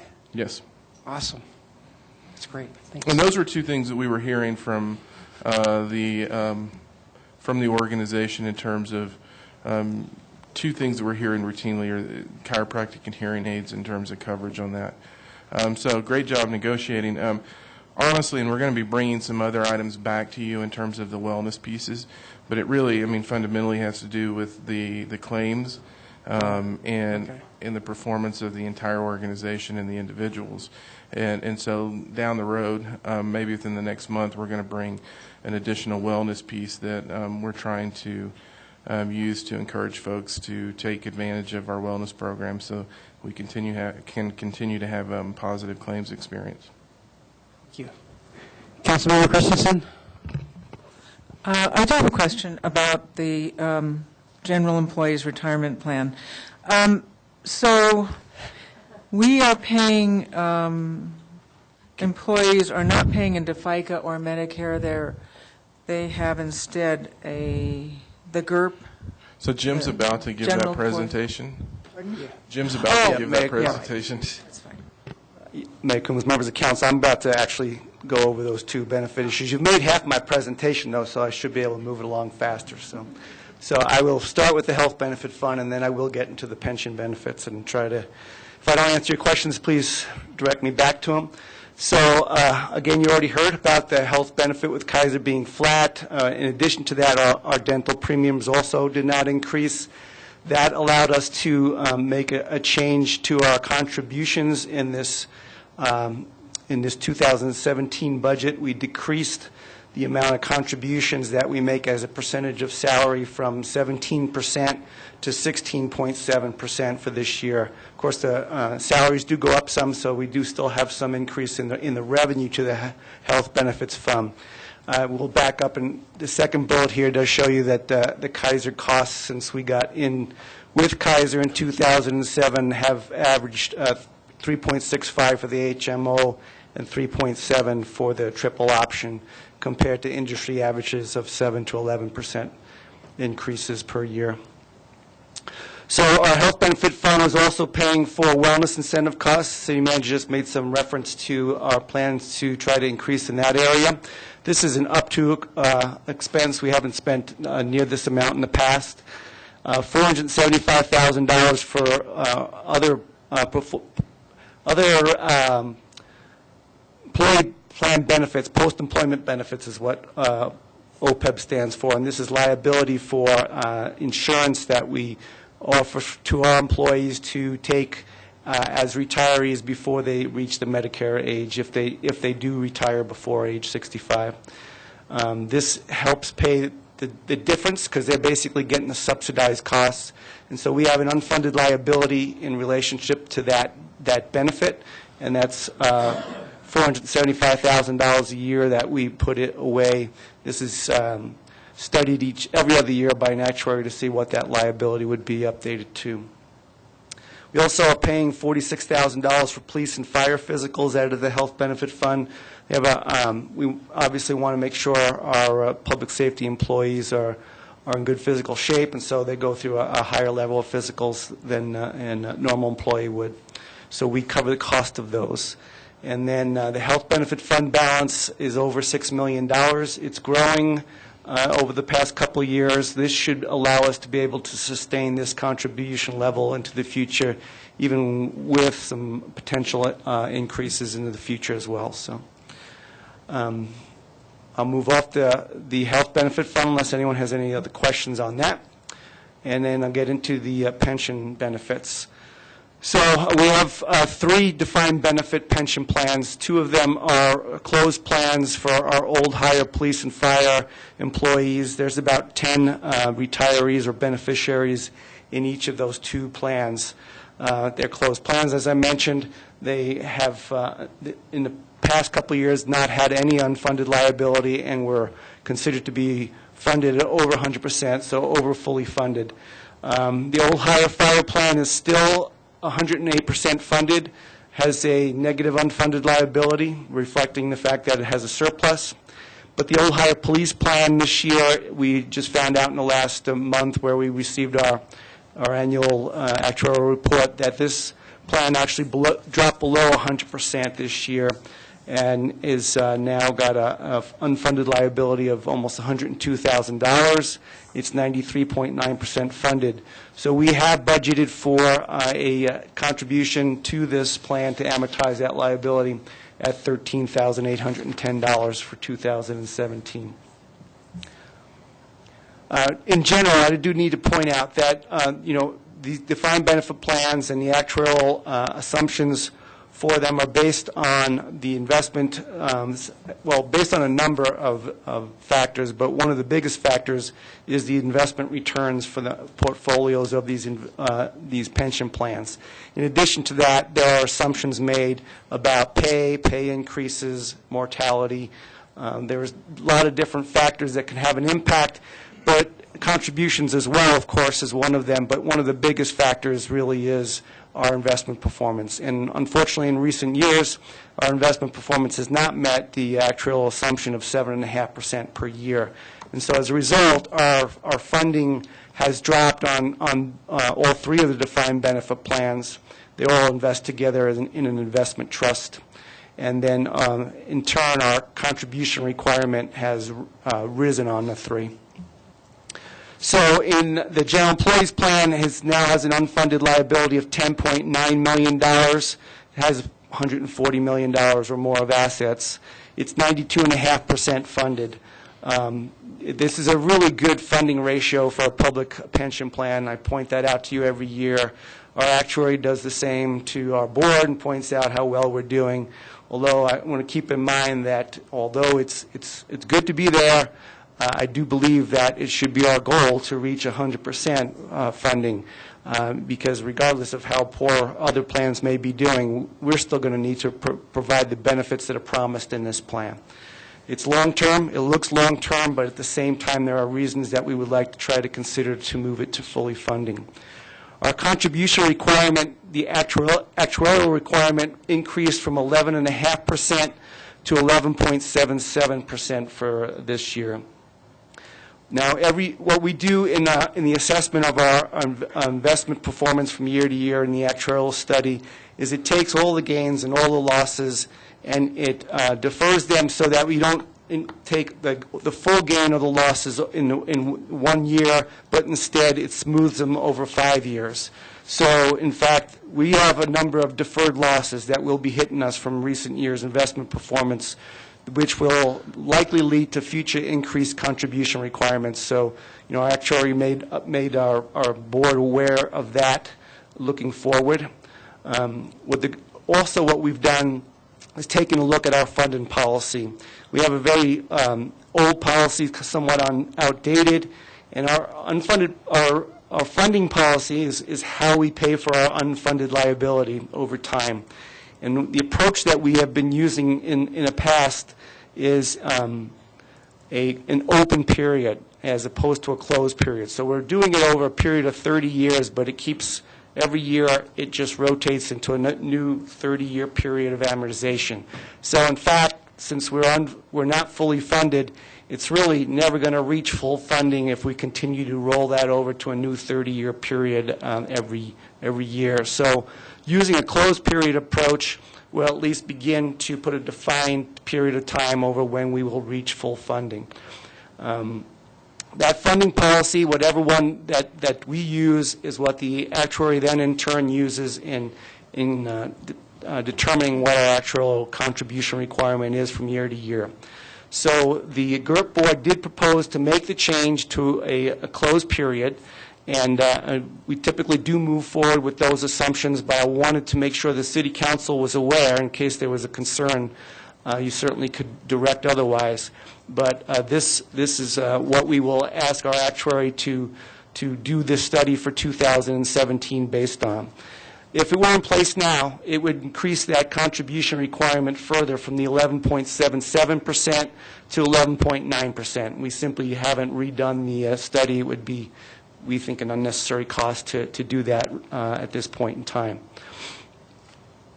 So what the GERP board proposed is a change to amortize the unfunded liability over a closed 30-year period. And so each year that would go from 29, 28, but with the subsequent gains and losses being then amortized over, again, another closed 20-year period. That was the recommendation of our actuary. We certainly think it's a more aggressive approach and puts an end date on when you're fully funded. But still, we do believe that this is a significant period of time over which we would be moving towards a full funding status. And the reason why I say that is because this GERP plan has had a full funded status history for quite some time until the economic downturn in 2008. So we also have a history that in the past, over every 4 to 5 years, we were able to give our retirees a cost of living increase, nothing exorbitant, it's usually about 1% per year. And we were able to do that every 4 or 5 years based on the fact that it was fully funded. Unfortunately, with TABOR in place, if a retirement plan, defined benefit plan is not fully funded, if it can't afford to be still fully funded after you put a benefit increase in place, then it can't put that benefit increase in place under the law. So this plan has not had a benefit increase approved for it since 2009. So staff, myself as the retirement plan administrator, I guess is where I'll point to as staff.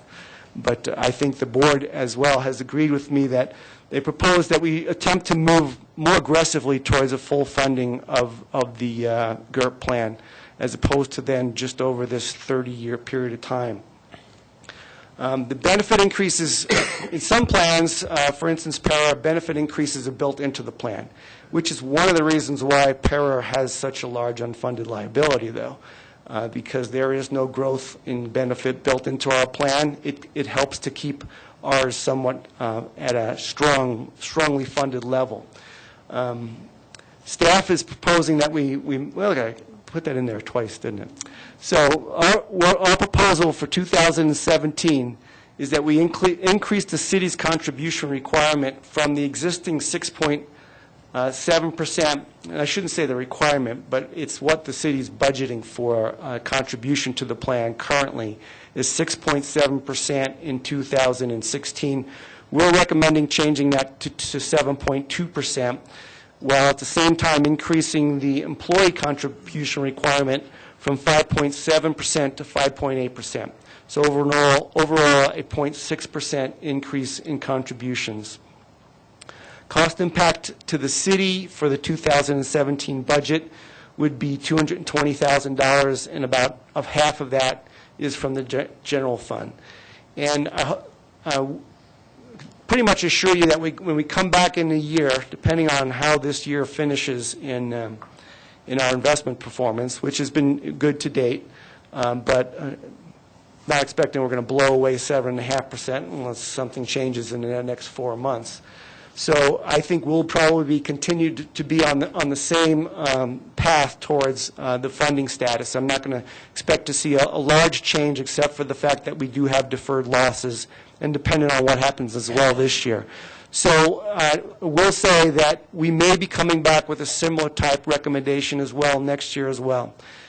This may not be a long-term contribution level, but we do believe we should be trying to fund this, currently, as opposed to pushing it off to future generations of employees in the and 8 years down the road or something like that, trying to reach full funding.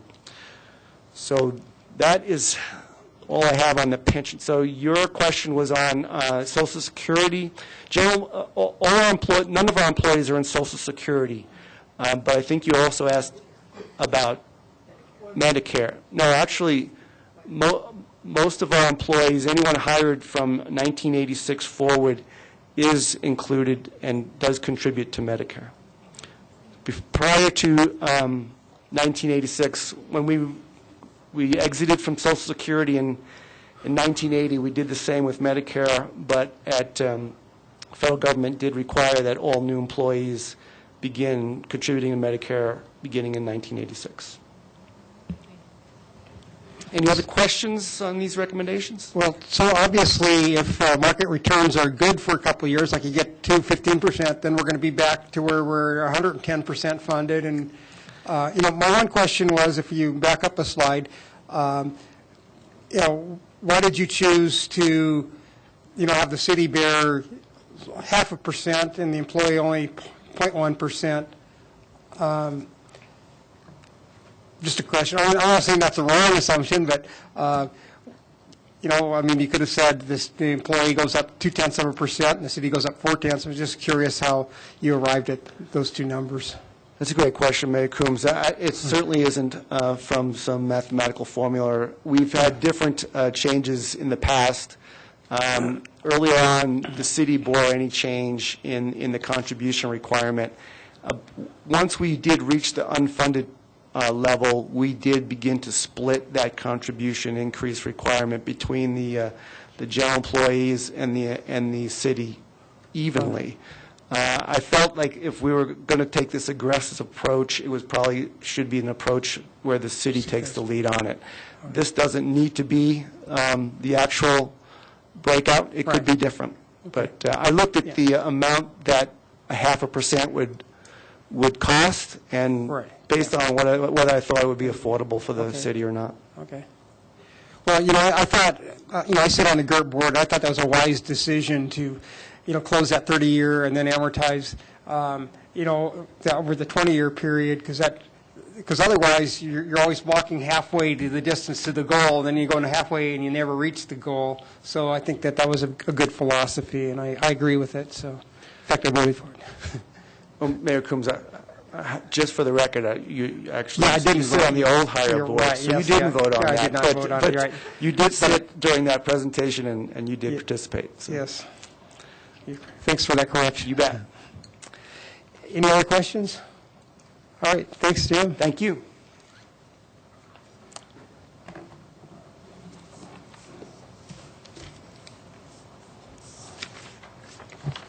Good evening, Mayor and City Council. Teresa Malloy, Budget Manager. So now we're going to move on to our capital improvement program. So I just want to give you a brief overview of the document that you all received. So we categorize our CIP projects into 9 different categories. We've got broadband, downtown redevelopment, drainage, electric, parks, recreation and open space, public buildings and facilities, transportation, wastewater, and water. So in the document, you're going to find that all of our CIP projects fall within one of those categories. Within those categories, then, we have projects that we consider funded, meaning we show them as fully funded over the 5-year period, if there is costs that extend over those that full 5-year period.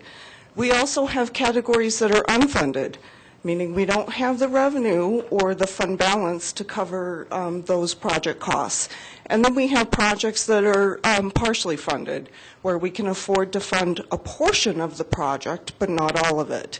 And maybe that's just within one fund, or it could be across multiple funds. You're going to see that our projects are funded across multiple funds, or shown dollars across multiple funds.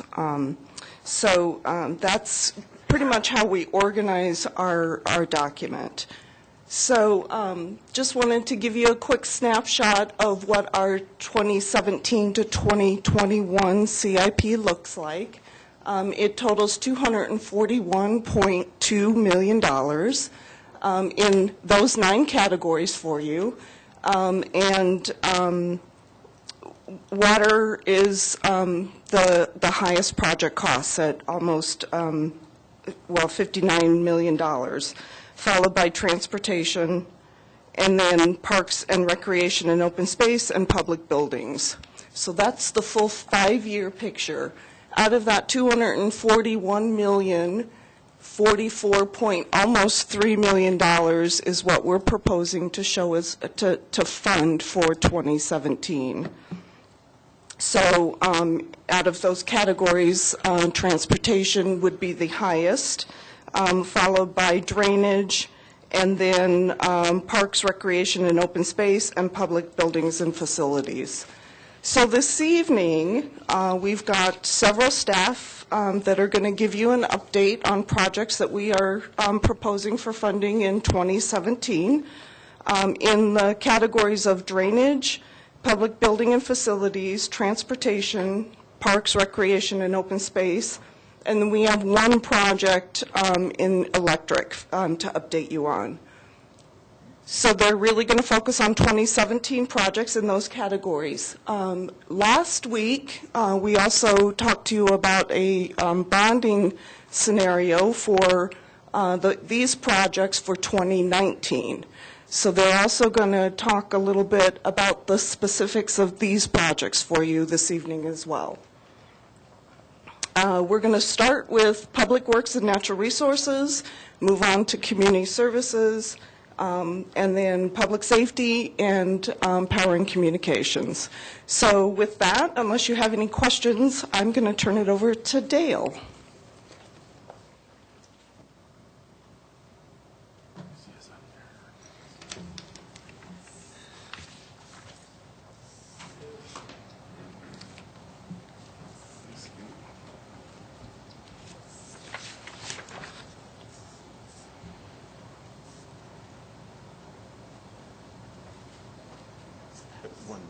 One down, right there.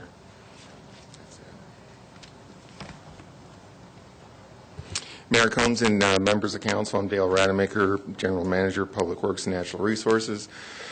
I've got a lot of slides to go through, but I'm going to go through them fairly quickly, but feel free to stop me. And I do have about 10, 15 staff members behind me that really got the answers, so shouldn't be a problem tonight to get that. First thing I wanted to talk about a little bit is the development of the capital program. It really does focus a lot on improvement projects, especially as the city is reaching its build-out condition. The majority of our work is in rehabilitation and renewal of existing assets. Everything is guided, as it should be, by the comprehensive plan. That is the sort of the vision of the community and the development of our community going forward. That then it should be reflected in the master plans in each of the different areas, whether it's a water master plan or a sewer or a street master plan. And then that ultimately then gets identified in your 5-year capital program, with the 1 year that you actually budget for being the next budget year. And so system rehab is important when we look at things from a system perspective. If you do not do your maintenance on a timely manner, you're going to pay more, whether it's at your house or it's a street or it's a water line. And so we do spend a lot of time analyzing the condition of the systems and tracking the management of all the city's assets. The other thing we are experiencing, which is a good thing and sort of a bad thing, is that we've got a good economy, and a good economy means that prices tend to go up. During the Great Recession, we actually had prices that were very, very favorable, but the good news is the economy is better, and we're paying more for that. So I'm going to hit a few areas in Public Works and Natural Resources. First one I want to talk about a little bit is the Downtown Alleyway Project. It's not one that's right in your CIP, but it's one that I feel like saying, thank God we're about done with it. Those are the alleyway improvements from 3rd to 6th, and I think they're going to be really a great addition to the downtown. And we are wrapping up the west side this year, and should have that completed before the end of the year in the holiday season. This next project is DTR 029, and that's the downtown crosswalks. And this is a cooperative project between Public Works and the DDA. And what we need to do is replace all those crosswalks in the downtown area. The concrete surfaces, if you're around and about walking downtown, you notice that they're cracking, they're sort of falling apart. They were built in a way that's very expensive to try to put them back exactly the way they were. And so the design that we're looking for is one that's going to more match and be compatible with what we've just recently done down at 1st Avenue and 2nd Avenue. More of a patterned concrete kind of look. It's probably a cleaner look. It's a little different look and feel. We're going to do that also then in advance of doing some repair to the pavement on Main Street from 3rd Avenue going north up to 6th as well. This is obviously going to be a project that, again, is going to impact the downtown. So we're going to be working close with Kimberly and with the businesses downtown. If we can get it all done in 1 year, that's great. But if the businesses want us to, give them a break, we'll do that as well. But should be an interesting project. And at the end of it, we should have really great alleyways on both sides of Main Street and a refurbished and redone Main Street as well. So just a quick question. Have you looked at the cost difference between, redoing the crosswalks with concrete versus redoing them with brick pavers? Is that quite a bit more expensive to do the brick pavers? Yes, Mayor Combs, the brick pavers would be far more expensive to put in. They do last, the lifetime of brick pavers is a long, long time, too. Because that's what they do in Europe a lot. Make whole streets that last for generations. Just a thought. And we could look at that more. As you know, we did put the brick pavers in on the alleyways, and a lot of that was for the drainage as well as for the look of the alleyways. You're right. There's a lot of cities that have brick streets, but one of them I walk around a lot in is in the Boston area, and they do get really uneven at some point. So I'm not sure how great they do hold up. So on drainage, a couple of big projects here. So this is our Spring Gulch #2 drainage and trail project, and so this is one of the projects that Teresa was referring to that is funded with a variety of different funds. This is probably the major east side connection of trails in our community. This project will go all the way from Stephen Day Park, ultimately all the way down to Sandstone Ranch Community Park. It's going to be done in about 2 phases, with phase 1 already having been completed, which was the crossing underneath State Highway 119. We did that a couple of years ago. The second phase, phase 2, which will get underway in construction next year, is going to go from Stephen Day Park out to Union. And so you'll be able to be on a trail connection all the way from the east side of Longmont out into the Union Reservoir area. And then following that in 2019 will be the construction from Union Reservoir down to the connection at State Highway 119 and that underpass into Sandstone Ranch. Ultimately, if you envision this now, you'll have a trail system once we complete our first phase of Sandstone Ranch as part of the Resilient St. Vrain project. You'll be able to then take the trail system all the way west over to Golden Ponds. And so it's going to be a good addition to our system. It's one that the public has told us they want, whether it's through Focus on Longmont or Envision Longmont or Parks and Trails Master Plan. So we think there's going to be a lot of excitement about this one when we get it going. Our Resilient St. Vrain project, I've talked with you about that probably incessantly, so I'm not going to spend a lot of time on it other than to say the good news is we did go out to bid on the Sandstone Ranch reach of it. That's the area on the to the right on the exhibit on the slide there.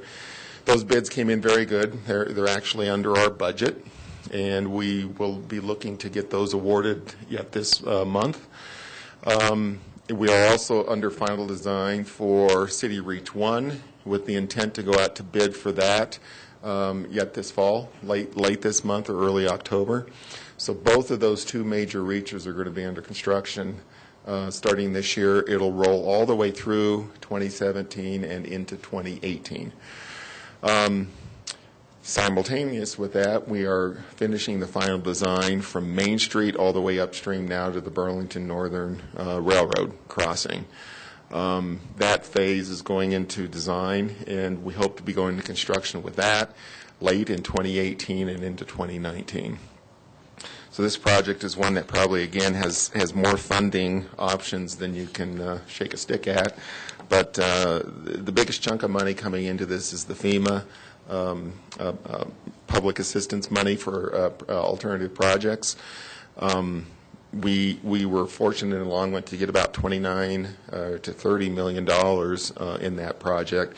We spent a bit of it on renovating Kanemoto Park, which we reopened this year, and the balance of it now is going to go into the Resilient St. Vrain project. So now moving into parks, recreation, and open space. St. Vrain Greenway, that's sort of been our stalwart Greenway project. As you know, it has been under construction and reconstruction since the 2013 flood. A big segment is in the sandstone reach of the Resilient St. Vrain project, which will reconnect you and trail users all the way out to Sandstone Ranch Community Park. And then that stretch from east of Main Street is going to be completed as part of Phase 1 of the Resilient St. Vrain project. And so that will get you from Likens Gulch going west towards Main Street. Our commitment is to get the core of the trail rebuilt before we start trying to extend east and west. But we don't want to lose sight of our long-term future on that, and so that's why phases 12 and 13, which have been really delayed now for a couple of years due to flood recovery, are finding their way back into the CIP. Phase 12 will go first. That's the phase that will take us from Golden Ponds out to Airport Road, and then up Airport Road, ultimately out to Pella Ponds, the county's open space.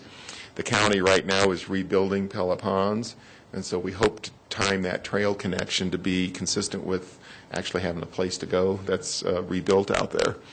And then on the east end, segment 13 is going to take us from Sandstone Ranch area all the way out to St. Vrain State Park, out near I-25 and 119. And so, again, the vision of that, which our community has been pursuing for the last 25 years, is about to come to reality, assuming we don't have another disaster or something hit us. So you can see it's a very lengthy trail. It will tie in with other regional trails out east of the city, and certainly one that I know, again, a lot of folks in Longmont are really looking forward to getting that completed. So Sandstone Ranch Community Park, that's probably the jewel park of the city system. It's the large community park out there on 119. With our park improvement funds, we are receiving some pretty healthy revenues into those funds now with the development level going on in the city, and so we are proposing to get underway with design of 4 new ball fields, softball fields, out on the park, with construction of that planned to go on in 2018. And again, that's about a $4.5 million project.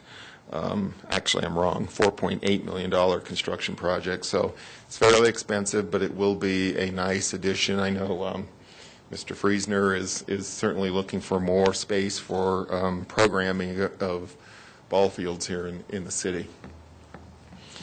Dry Creek Community Park. This is not in your CIP because it was done quite a while ago. And as you know, we have been holding off on having a lot of recreation play out on that turf field until we could get the turf to grow in. And I'm happy to say this fall we're going to start some limited recreation activities out there. Again, that'll be a great addition to the folks that live particularly in the southwest part of the city, to have those fields start to open up for play as well. Down at Quail Campus, another large Parks and Recreation facility. This year, as you'll recall, we completed the tennis complex and opened that. Really Longmont's first major tennis complex where we can actually hold regional tournaments now. 2017, we're going to be adding some additional parking down there. We really have a parking jam when we have events going on at the museum, especially in the Stewart Auditorium, along with kids' ball games going on at the rec center. So we're going to do some of that parking expansion next year. We did whittle that project back a little bit because we had funding constraints in our public improvement fund. But we have about $400,000 that we're going to try to get some additional parking down there. So park infrastructure and rehabilitation, that's sort of the main project that the $2 per month park maintenance fee goes into. And this is dealing with everything from sports courts to playgrounds to park buildings, restrooms, everything that we are trying to keep updated. And this is all consistent with the Parks and Trails Master Plan. And it's one of the areas in the city where we really are very close to having the sinking fund in place to maintain those assets that we're building. And, City Manager Dominguez always talks about that. When you first build something, that first day is when you need to start setting money aside to repair, replace, and renovate it. And I think we're pretty close to getting there. We're going to be spending over $3 million over the next 5 years, reinvesting and continuing to reinvest back into the park system. Greenways and trails. This was looking pretty bleak earlier in the year when we were getting some of our initial fund balances, but happy to report we have figured out a way to maintain some pretty healthy funding and actually some increased funding into the secondary greenways along the city. I think our focus is going to continue to be along the oligarchy ditch system. That's that sort of north-south connection that stops and starts and stops and starts. We need to get a continuous trail built through there. And we are using some open space funds. And that is consistent with the purpose of the open space tax, was to buy open space and also to build trails and district parks and those kinds of amenities for the community. In 2021, we're also bringing in money from the street fund, but that's the first year that we could afford to bring money from the street fund into the project. We will have sufficient funds, though, to make some real headway on those trails over the next few years. So Wortman Park, if you're down in the southeast part of the city, you have been waiting for this neighborhood park for literally years. It is one that will really fill one of the gaps that was identified in the Parks and Trails Master Plan. And it's one that we're going to get underway with design this year. Hopefully, I don't know if we'll complete it, but we're underway with that design and get underway with construction next year. So this aerial photograph sort of shows you where it is. It's near the some of the Blue Vista development that occurred out there. That's actually an old aerial. There's many more houses built out there since this is there, but I think it's going to be a really good addition and certainly a neighborhood park that neighborhood's been waiting for. And again, that funding is coming out of the Park Improvement Fund, so that is developer funded and driven from development occurring in the city. So Garden Acres Park. That's one that was built back in 1986. When it was built, it was probably the most innovative park in the city, and I thought it was cool, and I can't believe it's been that long. It still seems like a new park to me, but everything's aging, I guess. So it's one that has major renewal projects identified. A good part of that is coming also out of the $2 a month park fee. We also have funding coming out of the Conservation Trust Fund to renovate the park. And this exhibit sort of shows where the renovation is going to occur. So phase one is one of the four legs coming into the park, and so there's going to be a revamping of that entire area, as well as the center area where the current concession stands are.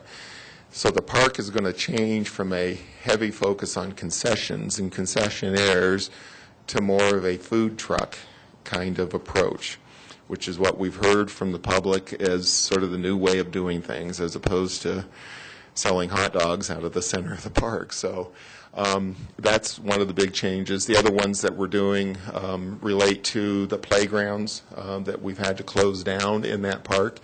You can see on the far left corner, there's a playground that's going to come in as part of phase 2 of that project. This project's going to take some value engineering because our budget is less than our cost estimate right now, to the tune of about $500,000. And so my task to the staff is to figure out ways to value engineer this and try to get it close to the budget. Our funding level is about $3.6 million, and so this is a major reinvestment into one of the city's probably most heavily used community parks. So Dickens Farm Park, been hearing a lot about that over the last few years, right? So we're finally going to go to construction on that. And this project is being funded partially by the Resilient St. Vrain project because it is adjacent to the St. Vrain. So some of the park elements like the lazy river element and some of the drop structures are going to be built as part of Resilient St. Vrain. Then we are going to build, as soon as Resilient St. Vrain builds through there, and again that's going to bid this fall, we will then build the park right adjacent to it and as soon thereafter as we can. So we hope to get under construction with that likely late 17, early 18. And this is sort of a layout of what the new park is going to look like, except there is actually one change from this. This is a 2014 drawing. The pond that's over to the right side of the exhibit is actually going to be filled in. We're going to fill that in with all the material that we're going to be bringing out of the river. It's far more economical for us than trying to haul it away and haul it 10 miles away to some other site. And so the park design is going to have still the pond to the north, and the river, we're leaving the river where it has wanted to go in that new configuration. So this will be, again, sort of think of it as a large downtown park addition that I think is going to be important to not only to the folks that like to be in and around the river, but also to our efforts to redevelop in the southeast urban renewal area. To get a really nice park in that area, I think will be good for that. Just briefly, I'm not going to go over all these, but the city's basic infrastructure, we have hundreds of miles of roads and bridges, water mains, as you can imagine, and that's where a lot of the dollars go into. A lot of the non-sexy year after year maintenance projects go into things like replacing old water mains and sewer mains and those kinds of things. I'm not going to spend a lot of time talking about those tonight, but certainly if you have questions, we can answer them. I do want to spend a little bit on transportation, however, and this first project is T1, and that is the main project that we use to maintain the city streets. We are spending millions of dollars on that every year, $5 million plus. Nonetheless, we have a deficit of about $3.5 million from what our pavement management system would recommend. And we talked with you about that a little bit when we did actually, Councilmember Finley, you weren't able to join us, but when we did the option power voting. I think you did get to vote on that, but that was one of the transportation projects that certainly is the core of the project. The other thing that's important for council to understand in the overall street fund, we have about 50-some million that's unfunded over the next 5 years or so. And the bulk of that are in new capacity projects, congestion relief projects. And those are the ones that when you did your feedback through option power, you rated those a little lower anyway. And so we might be okay, but we still identify it. We know it's out there, and someday we will need to build those, but hopefully we'll be able to hold off on them. The other thing is I know we're coming back in the budget process. We're going to be talking with you more about transportation, in particular about the Longmont free ride. I think September 27th or the 20th. So stay tuned to that. We'll be talking with you about that. And that is one of the questions that you have in the customer satisfaction survey. Rigo has told me that we will have that feedback from the survey by the meeting for October 25th. So, it'll be our initial data from it. This is just a depiction, again, of the streets that get rehabilitated in any given year. This was the 2016 plan. And you can see it's they really are in every quadrant of the city. But as you can imagine, as you grow outward, that's where the newer streets are, and that's where the rehab is going to be spreading into as we go forward. Next year, once we get the Main Street Bridge done later this year, of course, then we're going to tear down another bridge. So we're going to be moving upstream over to the Pratt Bridge, and we will be taking that bridge down. It's partially funded with FEMA money, and that was pre-disaster FEMA funds that the city had been awarded by FEMA. I think we had $3 million awarded to that. So we're going to be completing the design this year and then starting construction next year.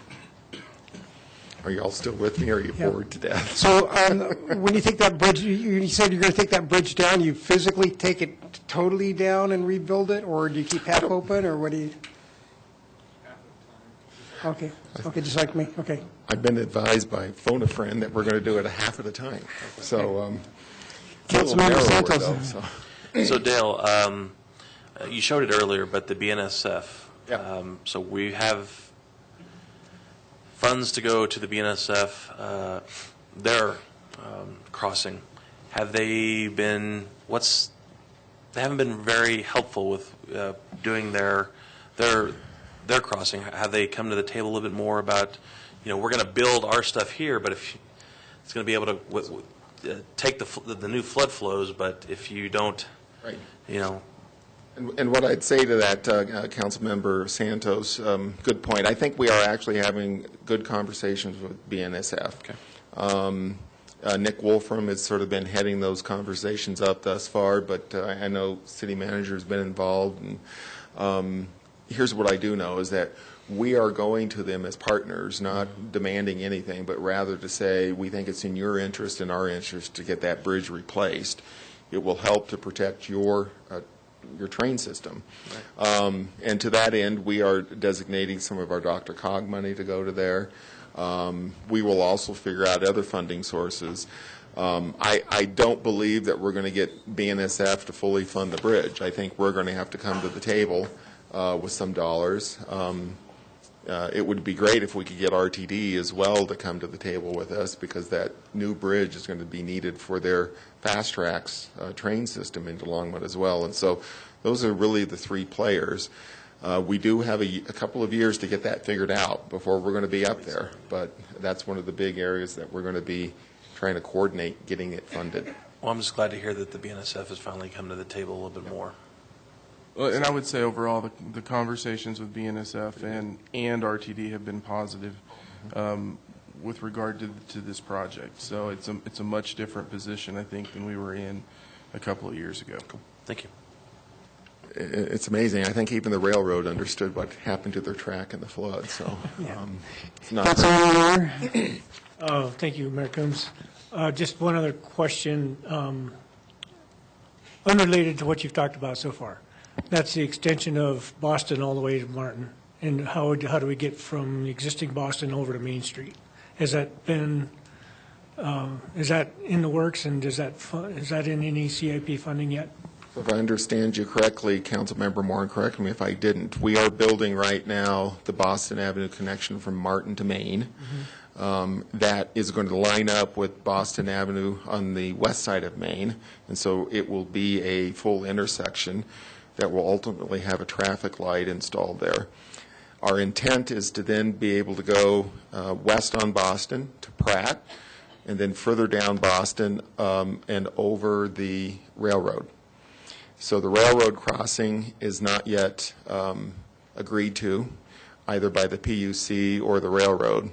But again, that's going to be another one that we're going to be focusing on to get agreement between all the parties. And so the issue we were just talking about with the bridge could also be an item that we talk about. If we help you replace your bridge, maybe you will be able to work with us on getting a crossing in for Boston Avenue. And so that's part of the overall thought process. Once that's done, then you have continuous Boston Avenue all the way out to Airport Road. Okay, the reason I ask is that that's would relieve a lot of traffic congestion in certain parts of town. So it will, and great question, Councilmember Moore. It will absolutely relieve traffic on areas like 3rd Avenue where there's still a lot of cross-through traffic that's going through that residential neighborhood. That's why we're trying to really get that done as well. Councilmember Pat? Okay, never mind. Go ahead. So missing sidewalks. Again, this was one that the public has told us that we really need to stay focused on, and so we are funding that about $200 and some thousand next year, and the project that's been identified is to install sidewalks along the west side of Hover from 3rd up to 9th, and then along the south side of 9th from Hover over to Hayden Court. And that's an area, if you've been out there, it's really not very pedestrian friendly to get around. And so there is some development activity that's going to also be happening near that intersection of 9th and Hover. And so it'd be really good if we could coordinate those two so that when the development is going in, the city's able to get some of the sidewalks put in there as well. So First and Emery, our infamous First and Emery intersection. This is one that we are working in partnership with 150 South Main, the development project there. Council, you'll recall you have an agreement with them whereby they agreed to contribute up to $500,000 to the project. The city agreed to match that $500,000. That was all great, again, until you go in and do the final design and start looking at it. And our costs are now $800,000 above that. We have shown that in the street fund, but we are getting public comment on that, which you directed us to do. There will be an open house and a project meeting next Monday, September 12th, at the Development Services Center. And we're sending out notices. We also are doing an online information so that folks can give us feedback. What we're generally hearing thus far, and again, it's certainly not complete, but is some sentiment to keep it open for pedestrian, bicycle, and other crossings. Although we know it's a very expensive crossing. The other thing that, in working with some of the grants that we are going to pursue for quiet zones, we have determined that if we move forward with this particular project, it will constitute our local match for the grants. And so there's multiple things we're trying to weigh to get benefit and not just feel the sting of paying additional money for this one. So I do have the drawing here that gives you a sense of what it would look like. On the left is a closed situation. Essentially, you're going to put a cul-de-sac on the end of Emery Street, and you'll take out the pavement and everything from there south to First Avenue. To the right is the intersection that stays open. So you've got multiple tracks that you're crossing there. You're also having to build an island to the north and also control access in and out of the development at 150 Main. That is driving some of the costs as well. Because of their site design, they need to have their access at that point on Emery Street. And then we're also putting in a traffic light because you have to control the traffic as you're building these crossings. And so suffice it to say, the proximity of the tracks with First Avenue make this one of the more expensive crossings that you're going to probably see in the whole quiet zone project. But again, we're still getting public feedback on that, and we'll get your final direction on whether or not to keep that funding in our CIP or not, and the budget. But again, it's we are completing design at this point and getting ready to go to the Public Utilities Commission to get their approval. And so that's the stage we're at right now. We haven't made that submittal. We won't do that until we talk with you again and sort of get your final thoughts on that. So this next project is one that I think has been sorely needed for quite some time. If you've ever been out to Union Reservoir, it's a little bit like going out on Little House on the Prairie to get out there. So we've got a County Road 26, that needs some significant safety improvements out there to get the public safely backing out. So we're looking to actually pave the road, put shoulders on the road so that you can bicycle and bike out to Union Reservoir, and make it a little We've been safer. biking in and out of that for the Forever. triathlons on Dirt Road all the time. It works great. Not sure without shoulders, so probably worked great for the triathlon, Mayor. I would agree, but I'm not sure when there's a lot of traffic how safe that is. But so it is a two-phase construction in 17 and 19. It also will incorporate part of the trail, the Union Reservoir Trail, around that southern part of the Union Reservoir. That will be just the beginning of a Union Reservoir Trail system. And so public buildings, I think you saw this last week. I'm only going to hit a few of the projects that are in the proposed 2019 bond. And I think other folks are going to come up and talk with you about some of the fire stations and some of the golf projects.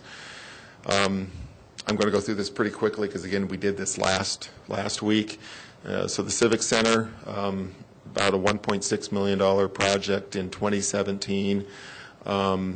We need a total of about $4.9 million and an additional $6.6 million in the out years. And I think it was Councilor Mayor Pro Tem Bagley that said, you know, building looks pretty good. Why do we need to do anything? And so I thought I'd give you a few pictures of why things maybe need to be looked at. So this is sort of showing some of the settlement and cracking that's occurring on some of the decking around the building. And again, I don't want to sort of be, Chicken Little here. The building's not going to collapse. But there are some elements that absolutely need to be maintained if you're going to continue to use the building and enjoy it. And so this picture shows some of the cracking that you can again see in the brick facade on the building, which again is an indication that you've got some settlement occurring, and it's going to need to be redone. This is some of the metal grating around the parking lot. It's pretty much gone. We'd probably be embarrassed with this out on the farm even because, the metal, we keep things together with baling wire, but that one's getting there. Similarly, at the Safety and Justice Center, it's a newer building, and so it doesn't have quite the level of investment that needs to happen in it, but it's about a $3 million option. The library comes in at about $2.1 million, and those are the three buildings where we've done detailed assessments on. We also know that in this project that we've identified, PB 205, that we've got additional buildings, rec center, museum, memorial building, senior center, that also all need to be looked at. We've got to do this sort of systematically through all the city's buildings to keep them up to speed. And so we've identified that one as well. Oh, and that looks like that's my last slide. So, any questions? Councilmember Finley. Thank you, Mayor Coombs. I did have a question, and it has to do with drainage. So we're spending this money for the Spring Gulch drainage, and how is that more important than the flooding that's occurring at Gay and Mountain View on a regular basis? Great question, Council. And how do you make those determinations? Two things on that. So the Spring Gulch project that I talked about, the storm drainage funds have already been spent on that particular project, even though it is a drainage project, and they were spent in buying the land when we did the Adrian open space acquisition. And that was one of the bond projects that the public voted on. And so they voted on that particular one. So we had an obligation to spend those funds according to what folks voted on. So that's one of the criteria that we look at. We also try to rate each of the minor storm drainage projects as the one that you mentioned. First and foremost, what we look for is there public safety involved? Are people at risk? And so you compare that to something like Resilient St. Vrain, where we know we've got people at risk, versus curbside flooding or it overflowing out of the curbs and onto some of the grass areas. So we look to protect private property and to protect people. Those are always going to rate higher on a rating. And so the particular project I think that you're referring to is one that's going to fall in D21, some of our minor storm drainage projects. It's still about a $1.2 million project. It's in the older area of the city where we have undersized pipes that need to be larger. And I believe we are planning to get under design with that, I think in either year 18 or 19. And then again, we will be looking for funding to move it on. So we don't have a disagreement that it's needed to be done. It's really how it ranks compared to other, in particular in storm drainage, life safety issues. Is that okay? Okay. Okay. And with that, I think I'm going to turn it over to Wes Jessup to talk about some of the museum projects. So I'll turn it over. Thank you.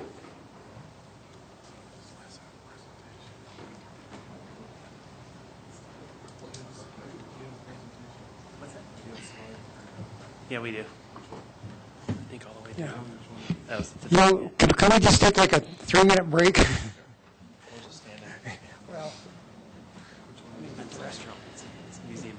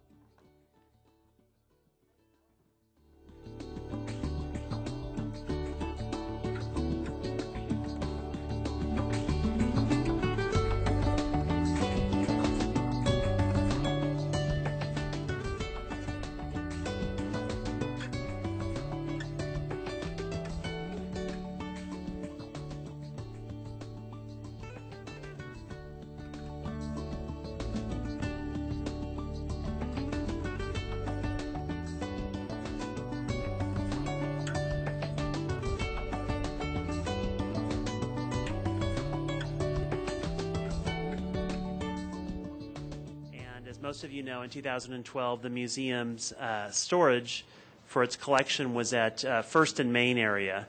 And as the city was reprioritizing that whole kind of the revitalization plan for that area, the cheese importers moved into that building, and we moved into a leased space with the collection, with the museum collection.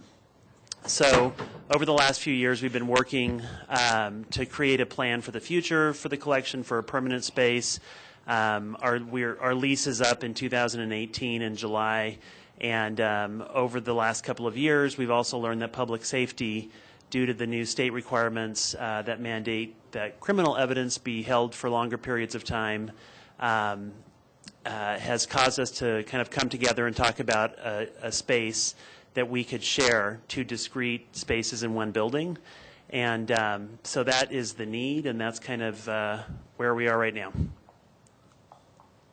Okay, here we go. So Mayor Coombs, members of council, I'm Eric Mason. I'm the curator of history at the museum. I'm just going to talk briefly about what the building we're proposing would be. It is a 20,000 square foot facility. 15,000 square feet of that would be for the storage of the museum's collections. It would ultimately store nearly all of the museum's non-research based collections, everything from hat pins all the way up to railroad carts and turkey incubators. It would be located out adjacent to the Longmont Police Department, Boulder County Sheriff firing range facility out east of Longmont. And one of the real synergies of this facility is because the museum needs and the public safety needs for storage are very similar in terms of their environmental needs. We felt like it was appropriate to have them under one roof, and there could definitely be some savings of funds there. Go ahead and turn it back over to Wes. All right. All right, so we've put the budget up here. The design, the construction, FF&E, some of the moving costs, staffing costs, and then also some of the sources. You can see the cheese importer sales there for $901,000, the CIP funding, and then we've also applied for an IMLS grant that we are still awaiting a decision this month. So you can kind of see how both of those sides lay out there.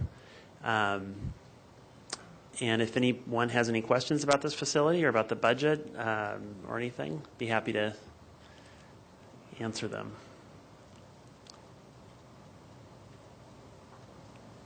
I don't see any questions. All right. Looks like you've got enough budget to make this project pencil out. Yeah, so. That's right. All right. Well, thank you, Mayor and City Council. So are we then, is there a distinction between public safety? Do they charge, another bucket for their share of the cost of that, or does it just not matter? I mean, you don't have to separate out their storage versus your storage any? Yeah, no, we're just working with one budget. Okay. Yeah. So, all right. Thank you. You bet.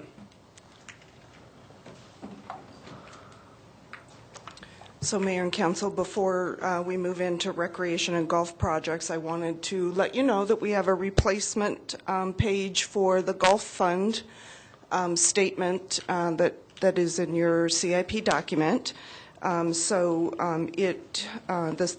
replacement page corrects the payments for the golf carts loan and the Ute Creek loan that we had misstated in that statement. So we'll hand those out when we get to the golf section. Okay. Mayor, members of council, Jeff Friesner, Recreation and Golf Manager. Here to talk about, I'll talk about the proposed projects for recreation and golf. I'll talk a little bit about the bonded proposal for Centennial Pool, and then Larry Mills will come up and talk a little bit about the other proposed bond projects.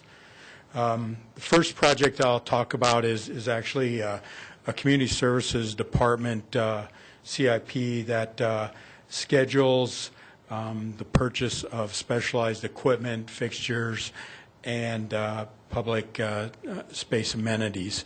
This project has been, I will say, the lifeblood for recreation in our ability to keep all of our equipment up to date and new and highly usable for our customers. It has a direct impact to our cost recovery.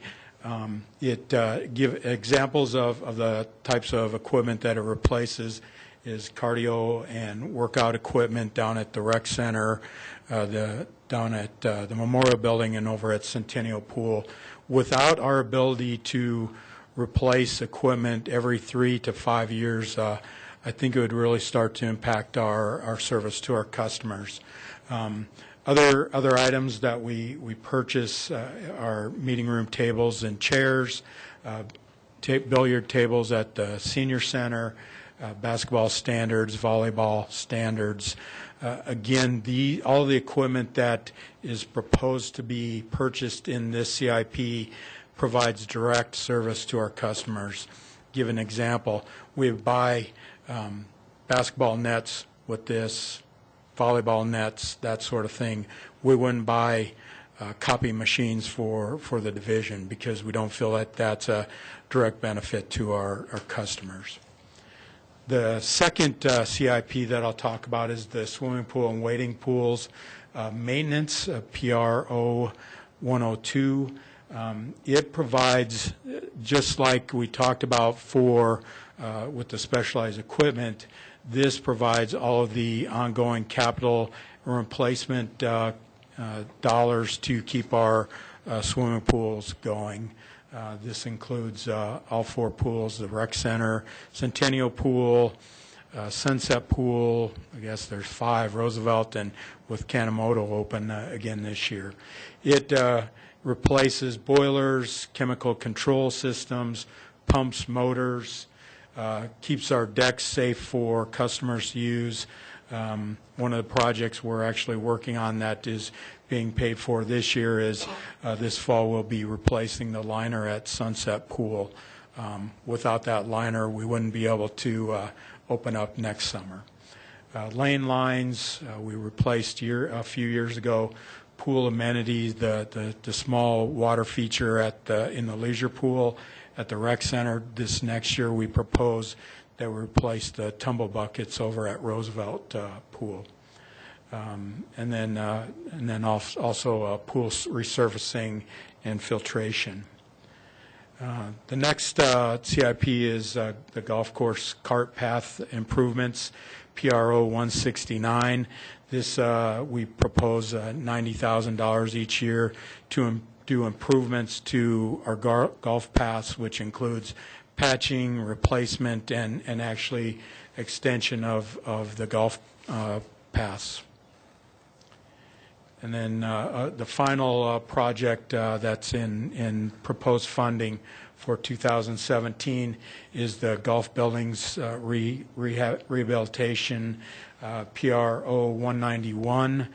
This provides all of the repairs to our buildings and including the clubhouses and maintenance buildings. In 2017, we're proposing to do repairs to the exterior and interior of Sunset Clubhouse.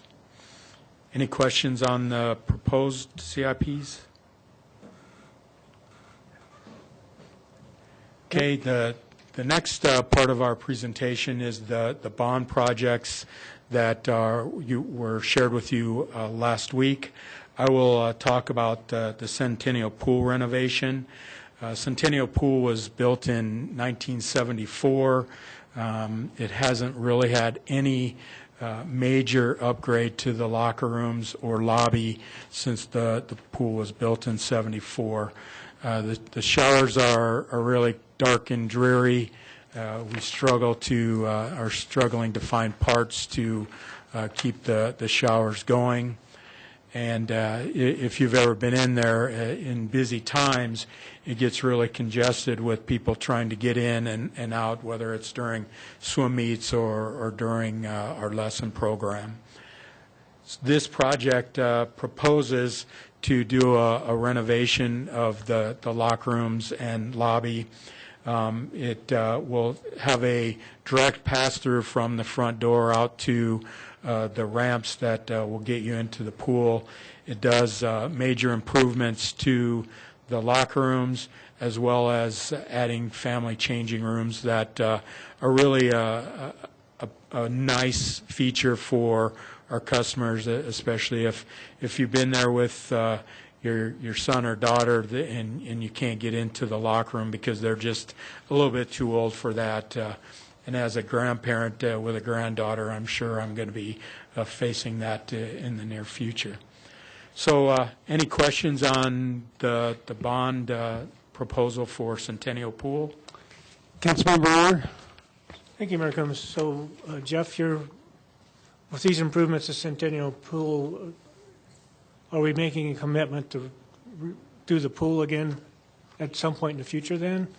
I mean, I think last year we were talking about this stuff. We were talking about not doing Centennial Pool renovations. So is this now a commitment to doing Centennial Pool renovations in addition to this? So I think there's a couple of conversations going on right now. So one is obviously the feasibility study that we're looking at with a potential new pool and ice rink facility. So obviously those conversations will impact the discussion on Centennial. One of the things we need to look at is, so let's say it's not in the location in the Centennial area, what do we do with it?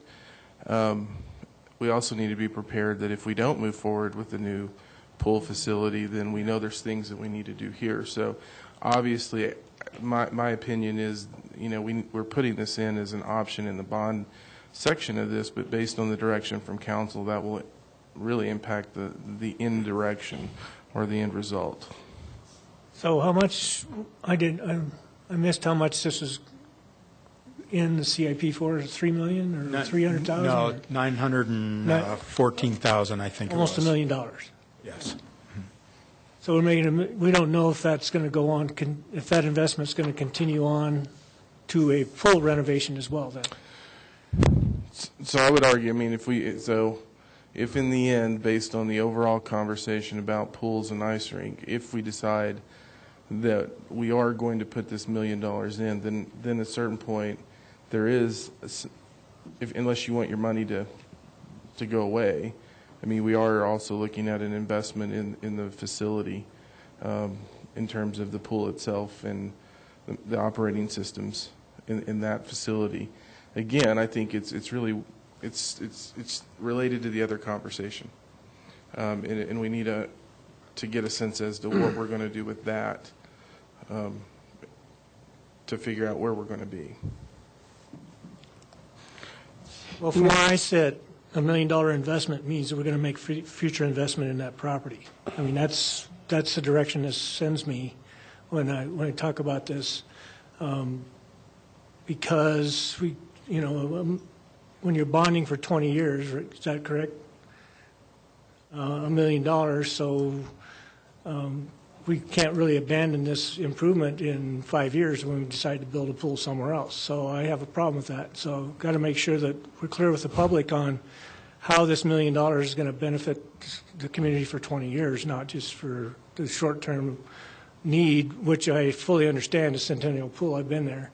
It's really crowded. It's 1974. It's ready to be rehabilitated, or abandoned. So to me, to spend $1 million and then abandon it in 5 years doesn't seem like a good use of public money. So in this one, if we were to look at the bond for this, the vote would be next year, and we have the other phases of the swimming pool coming forward. And I think that's going to have to be a fairly extensive conversation with council in terms of where we want to be and what you all want to see. Plus, another outcome might be that, because we've maintained this and we have 6 lanes here, maybe we don't need to build, X number of lanes in the pool, ice rink.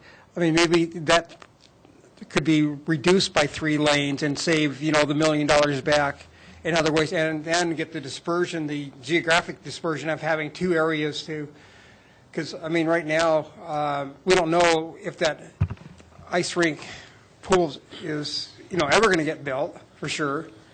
So I don't think that this is going to be sunk cost by any means. We'll figure out a way to keep, I mean, it'd be great if we could keep 6 more lanes available for swimming for another 20 years by making a $900,000. That's very cheap compared to building the new facility that's going to have, 13 lanes or whatever that was going to be.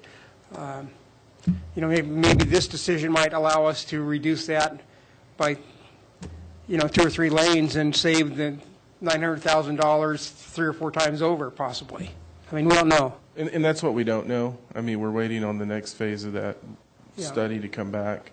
This project has been on the books. This was on the books prior to the conversation on the swimming ice rink facility to come forward. Right. So that was really the new piece of the conversation. Okay. And that's fundamentally going to have to be something that we talk about when we get that information on the proposed swim and ice rink facility in terms of where council wants to go with that. Yeah, I'm sure if Councilmember Bagley was here, he'd have far more questions. All right, Larry Mills will come up and talk about golf projects.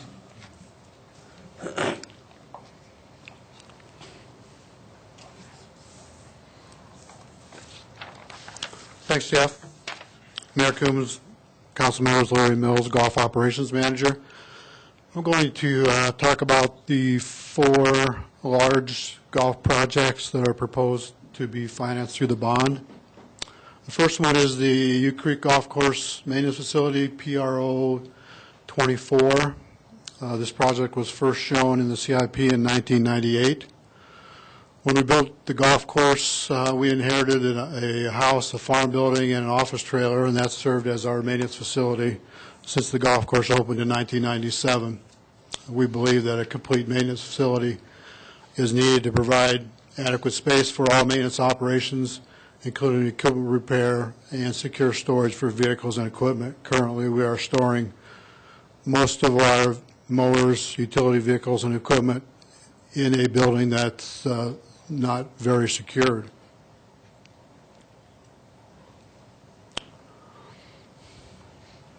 The new maintenance facility would include a offices, employee area, heated repair area, cold storage, site improvements, and utilities. And what we're proposing to do is build a complete golf course maintenance facility. The estimated cost is $1,117,000. The photo on the lower right, where the white garage doors with the 2 windows, is actually our repair facility. And it's basically a 1-car garage. We can only work on 1 piece of equipment at a time. So if we have a piece of equipment in that small area that requires it to be in there for a period of time, then it takes up our whole facility. The photo on the left shows also that garage door with the 2 windows and the white door. Behind that is a 2-car garage that we're also using to do some of our repair operations in the wintertime. And in the facility, or the photo on the upper left, the house in the background is actually the farmhouse that came with the property that we are using for offices, employee areas, restrooms, and so forth. Currently, the only running water on the site is in the house. This is just another view of our cold storage. Again, the white garage door is our maintenance repair area. You can see the cold storage where we restore most of our equipment. It is definitely cold in the wintertime, but it's also hot in the summertime. And our mowers and equipment are left out unprotected. So far, we've been very fortunate not to have any vandalism or theft at this site. The other 2 projects involve the irrigation systems at Twin Peaks and Sunset. The average life of an irrigation system is 25 to 30 years. The Twin Peaks irrigation system is 40 years old. Twin Peaks was built as part of Project 75, which included this building, Centennial Pool. So most of these projects that were built, Project 75, are in need of attention. We found out that because of the age of the system, there were no longer controller parts to control the system. So in 2010 and 2011, staff installed an entirely new control system that will function with the old system and can be adapted to the new system. The project as defined, PRO 27, is a replacement of the piping and sprinkler heads, the pump houses, and we believe that a new irrigation system will result in some water savings. We're estimating at 10 to 15%. Estimated cost on this project is $2,402,000. Picture on the left is the original controllers, 1970s technology. Picture on the right is the new control system we installed in 2010, 2011. The controllers the controller on the right picture will be the actual controllers that we actually reuse. The controller on the left is the mechanism that adapts the old system to the new system. The old system is hydraulically controlled by air pressure. All new irrigation systems on golf course are electrically controlled. The other project is the Sunset irrigation system. Again, useful life of a golf course irrigation system is 25 to 30 years old. The Sunset Golf irrigation system is 50 years old, and it was installed in around 1966.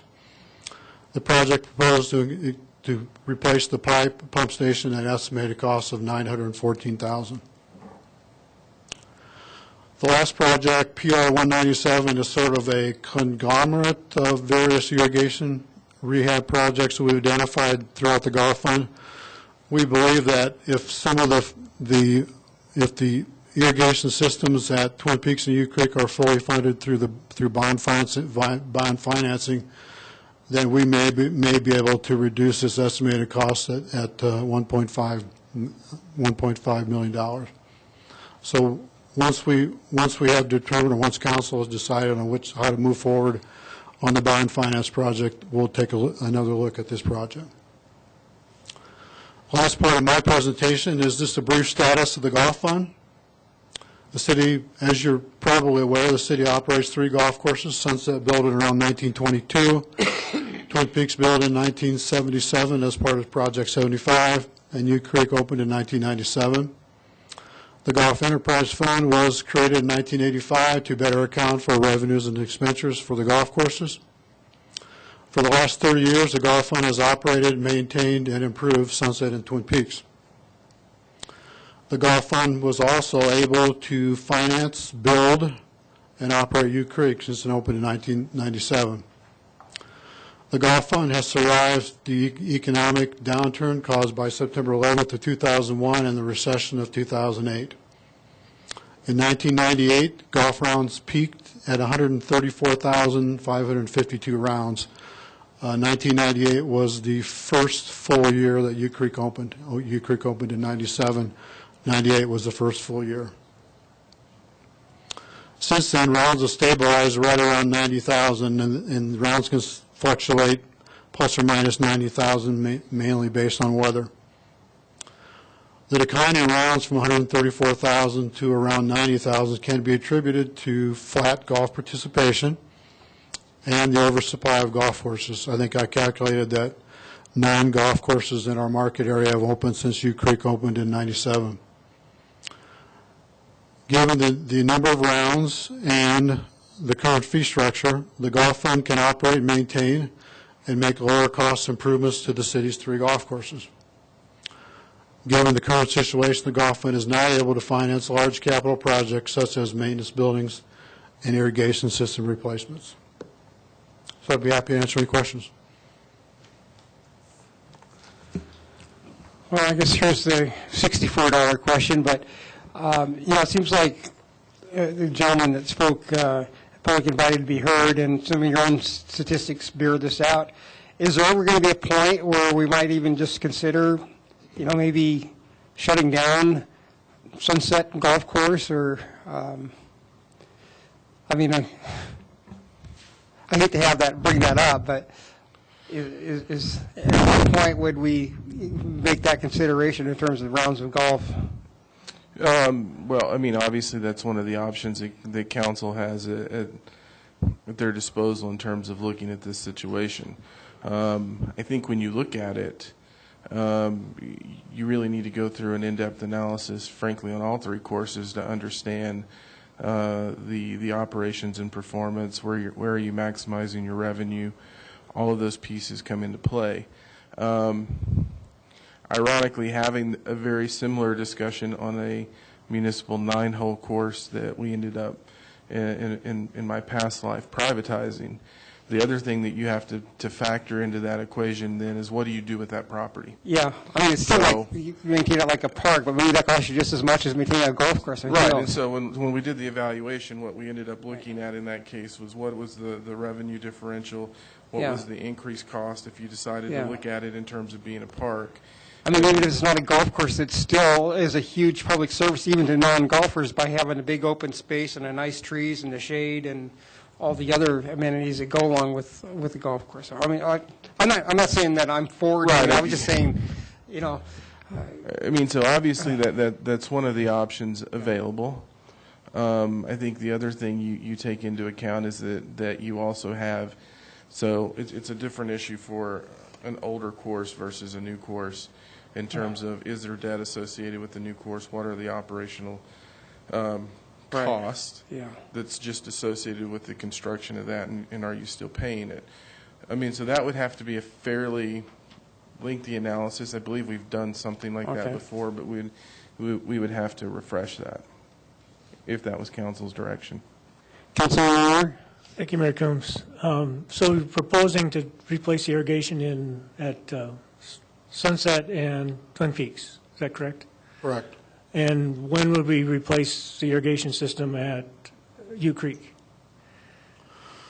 And the bond's for 20 years, and if we have a 25-year life on irrigation systems, is this going to be a perpetual bonded project forever? Mayor Coombs, Councilmember Moore, U Creek will be 20 years old next year. And based on our previous history, even though the industry states the life of a golf course irrigation system is 25 years, we think we can get more than 25 years out of U Creek.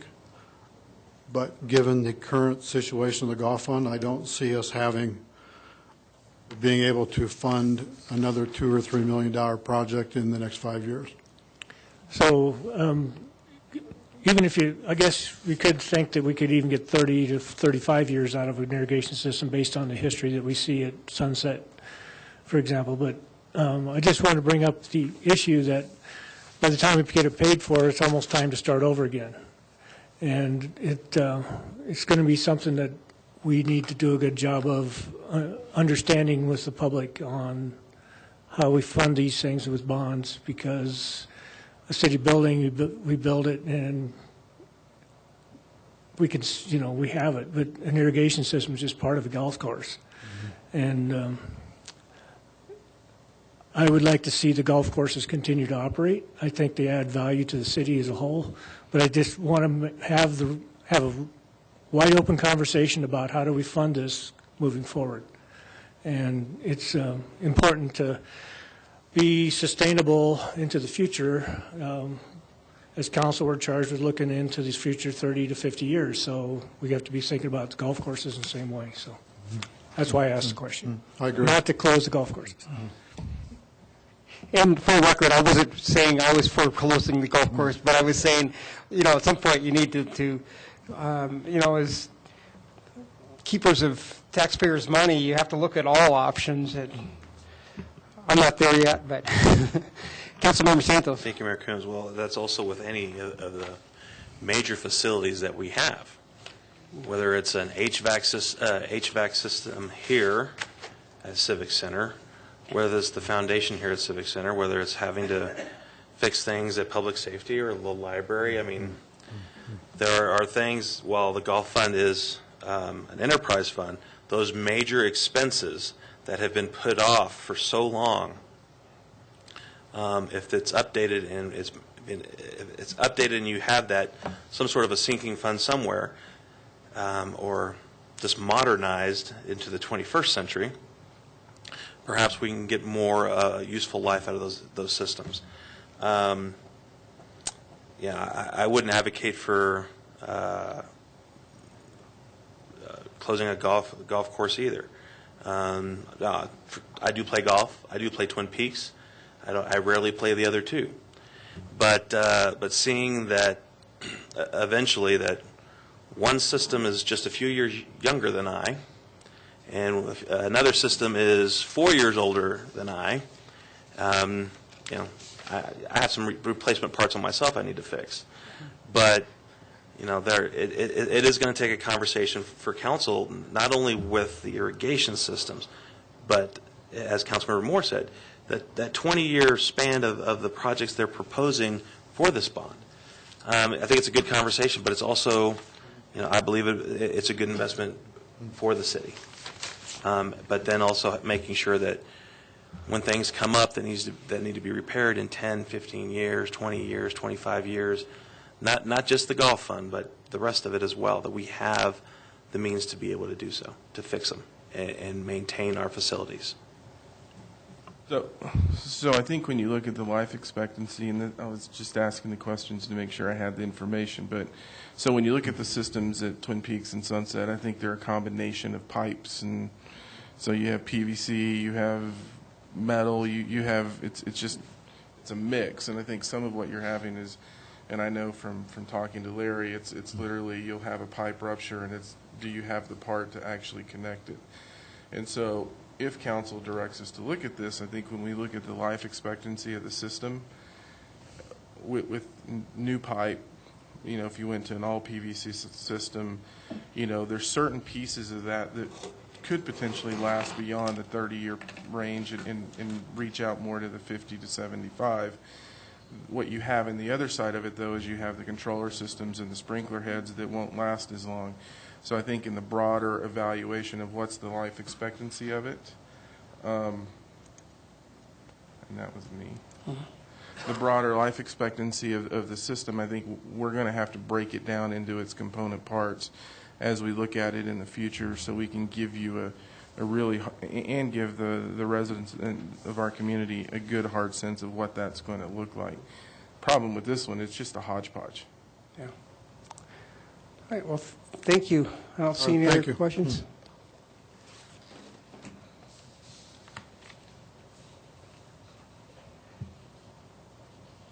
Any more presentations, or is that?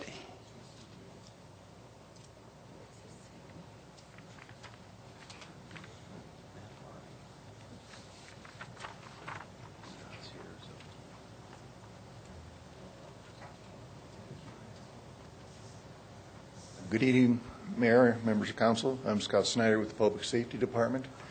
I'm going to quickly go over a couple of CIP projects that have been included in that list of 2019 bond potential projects.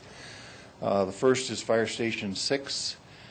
This was first identified in the CIP in 1999. Station 6 was built in 1970, or opened in 1971. This was, as Larry was talking about, one of the Project 75 pieces. This and the old Station 3 out on Lashley were both Project 75 projects. This building was renamed Station 6 when we opened the new Station 1 at 11th and Terry. That's it. It's a 3-bay building. When built, it housed a crew of 2 or 3 firefighters who were all male, and the shift captain. Then the chief and the assistant chief's offices were in the right-hand side there. The building has been remodeled 2 or 3 times that I can remember in an effort to accommodate mixed-gender crews, to provide laundry facilities, fitness facilities, a lot of things that weren't included in fire stations when this one and the next one I'm going to talk about were built. Today it houses 2 crews, an engine crew with always at least 3, sometimes 4 people on it, as well as an ambulance crew with always has 2 people on it. It also houses our reserve ladder truck. As you can see, it's kind of a square peg in a square hole. When this building was built, the 12 by 12 foot doors were considered a luxury. We didn't have ladder trucks at that time, and some of our engines didn't even have roofs on them. They were open cab trucks. So the 12 by 12 door was seen as adequate. Today, the standard is 14 by 14, which will accommodate pretty much anything that's road legal.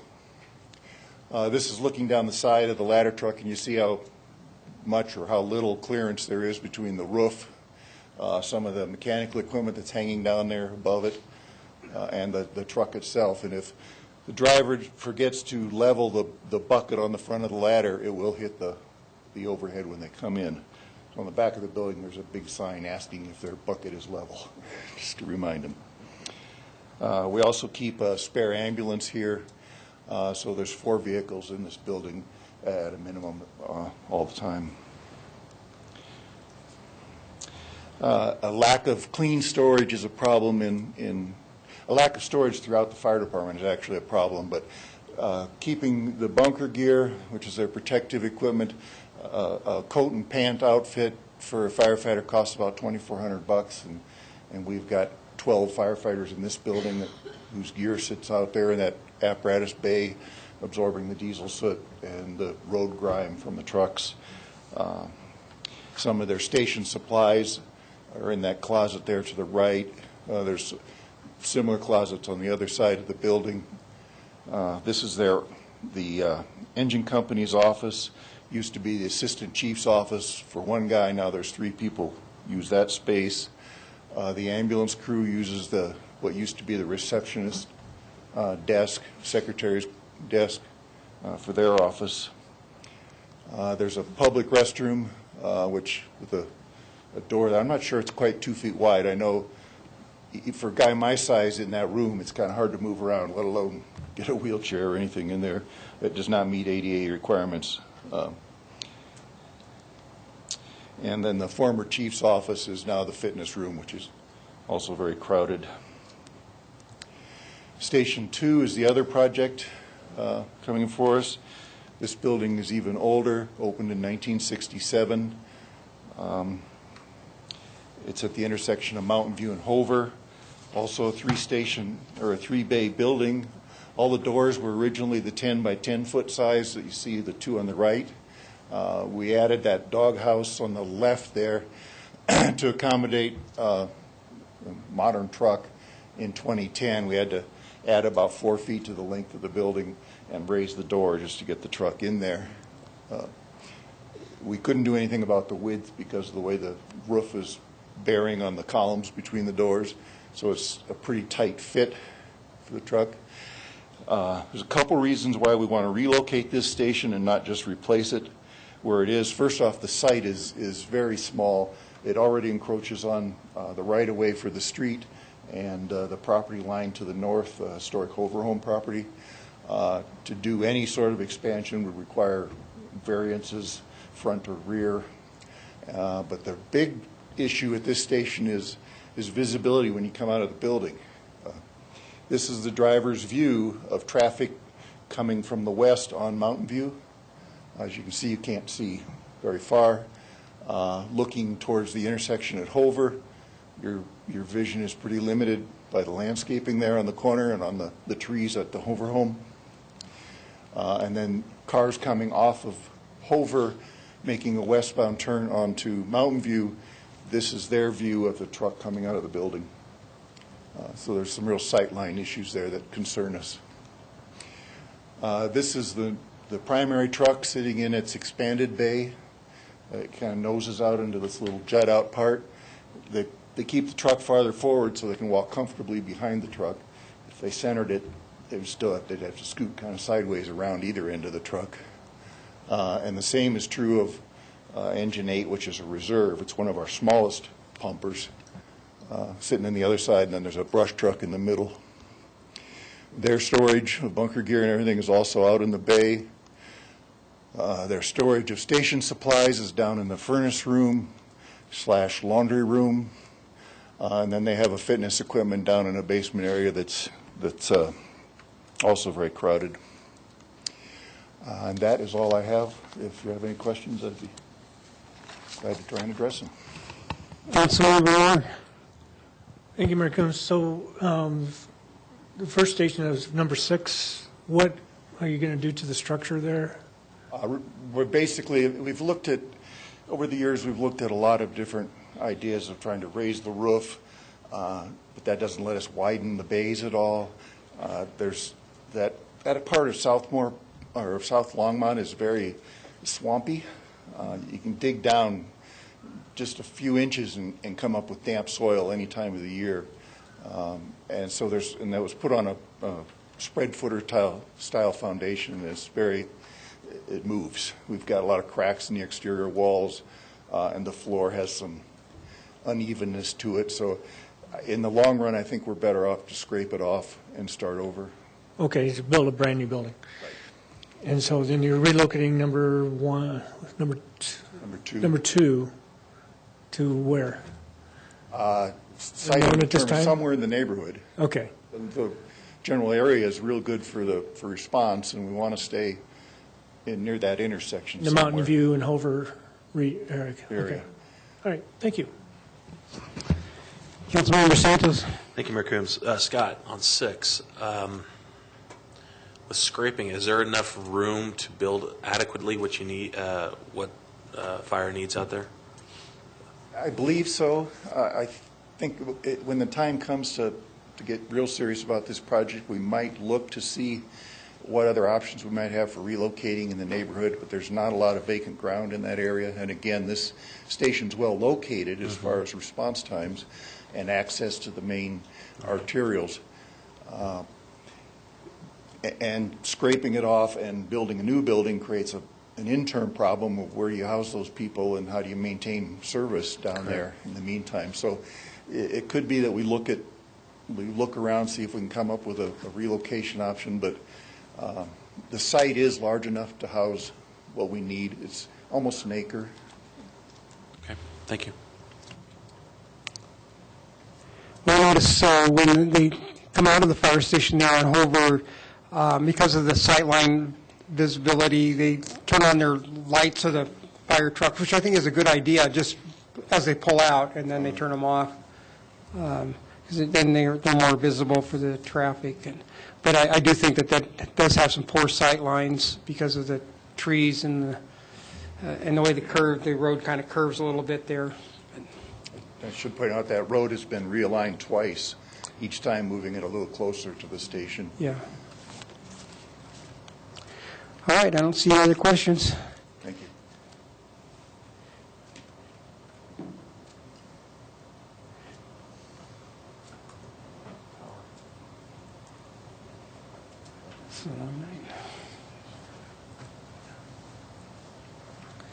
Good evening, Mayor Coombs, council members. I'm Rocco Supino with Longmont Power and Communications, the electric engineering project coordinator. Just here to briefly review the 2017 aid to construction budget, and that is currently set at $1.4 million. And for those of you who are unaware, the aid to construction budget is directly tied to current development in the city. And as you're aware, there's quite a large amount of development going on right now. Field engineering participates in the beginning. LPC will meet with developers. We design and build all of our own infrastructure, and this development pays for that. Okay. Any other questions? Yeah. Very short and sweet. Sorry, no slides. No, I don't see any. Yeah, thank you. I don't see any questions. Thank you. So the only thing I wanted to point out is that on the next agenda, we're going to have a budget amendment for broadband, and they're going to provide council in that meeting a more extensive presentation. That's why we didn't include it in this one. Wow. Thank you. Thank you.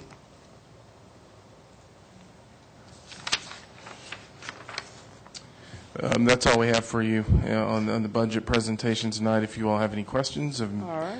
Jim, Teresa, or myself would be happy to answer those. Any questions, or shall I start mayor and council comments? All right. Anybody have any comments?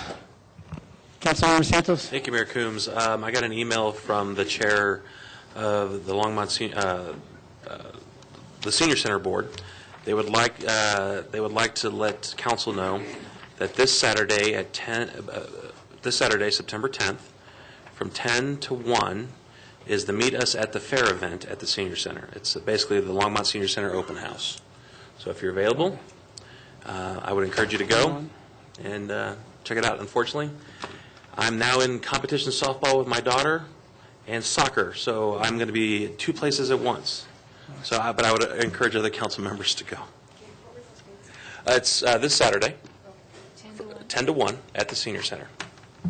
You bet. That's it. That's all I have. Okay. Any other comments? All right, city manager, any remarks? I actually do have a couple tonight. So, as council will, we sent you an email of a broad overview video on the capital improvement plan. That was at a really high level to give you a sense of what we were talking about. That video we're actually going to also make that available for the community, so they can have a sense of the different projects that we're working on. In addition, as you all know, we have asked if we could start the executive we asked a couple folks if we could start the executive session at 5 next week, based on scheduling and when we need to do our evaluations, and so we had those planned on different days, but because of scheduling issues, it looks like that's going to be the only day to do it for a couple of weeks, and so we wanted to start it at 5. Both of our evaluations will actually occur on the same night. And we had a question of, would council want us to move the start of the city council meeting back to 7:30 to give you all enough time, or are you good with starting it at 7 and having 5 to 7 as the time to do the evaluation? Yeah. It seems manageable at this point, so. Okay. I don't know, do you guys have any problem with starting the council meeting at 7:30? But what about the public, though, that come down here and if you want, we can keep it at 5 to 7. As we were talking about it, we're just going to need to be on pace and pretty succinct in those conversations. Councilmember Santos? Thank you, Mayor Coombs. Well, if it's possible that we can't finish both before the 7 o'clock meeting, perhaps we can go back into executive session and finish up whoever is the second. Finish it up that way? That way it's all in one night. Yep. I'd like to get it all done before the meeting, but if we don't, we can go back into executive. So we're going to shoot from 5 to 7, and if for some reason we can't finish, we'll go in after the meeting. We'll get it done. Okay. All right. No more comments, Mayor. City Attorney, any comments? No comments, Mayor. All right, this meeting is adjourned.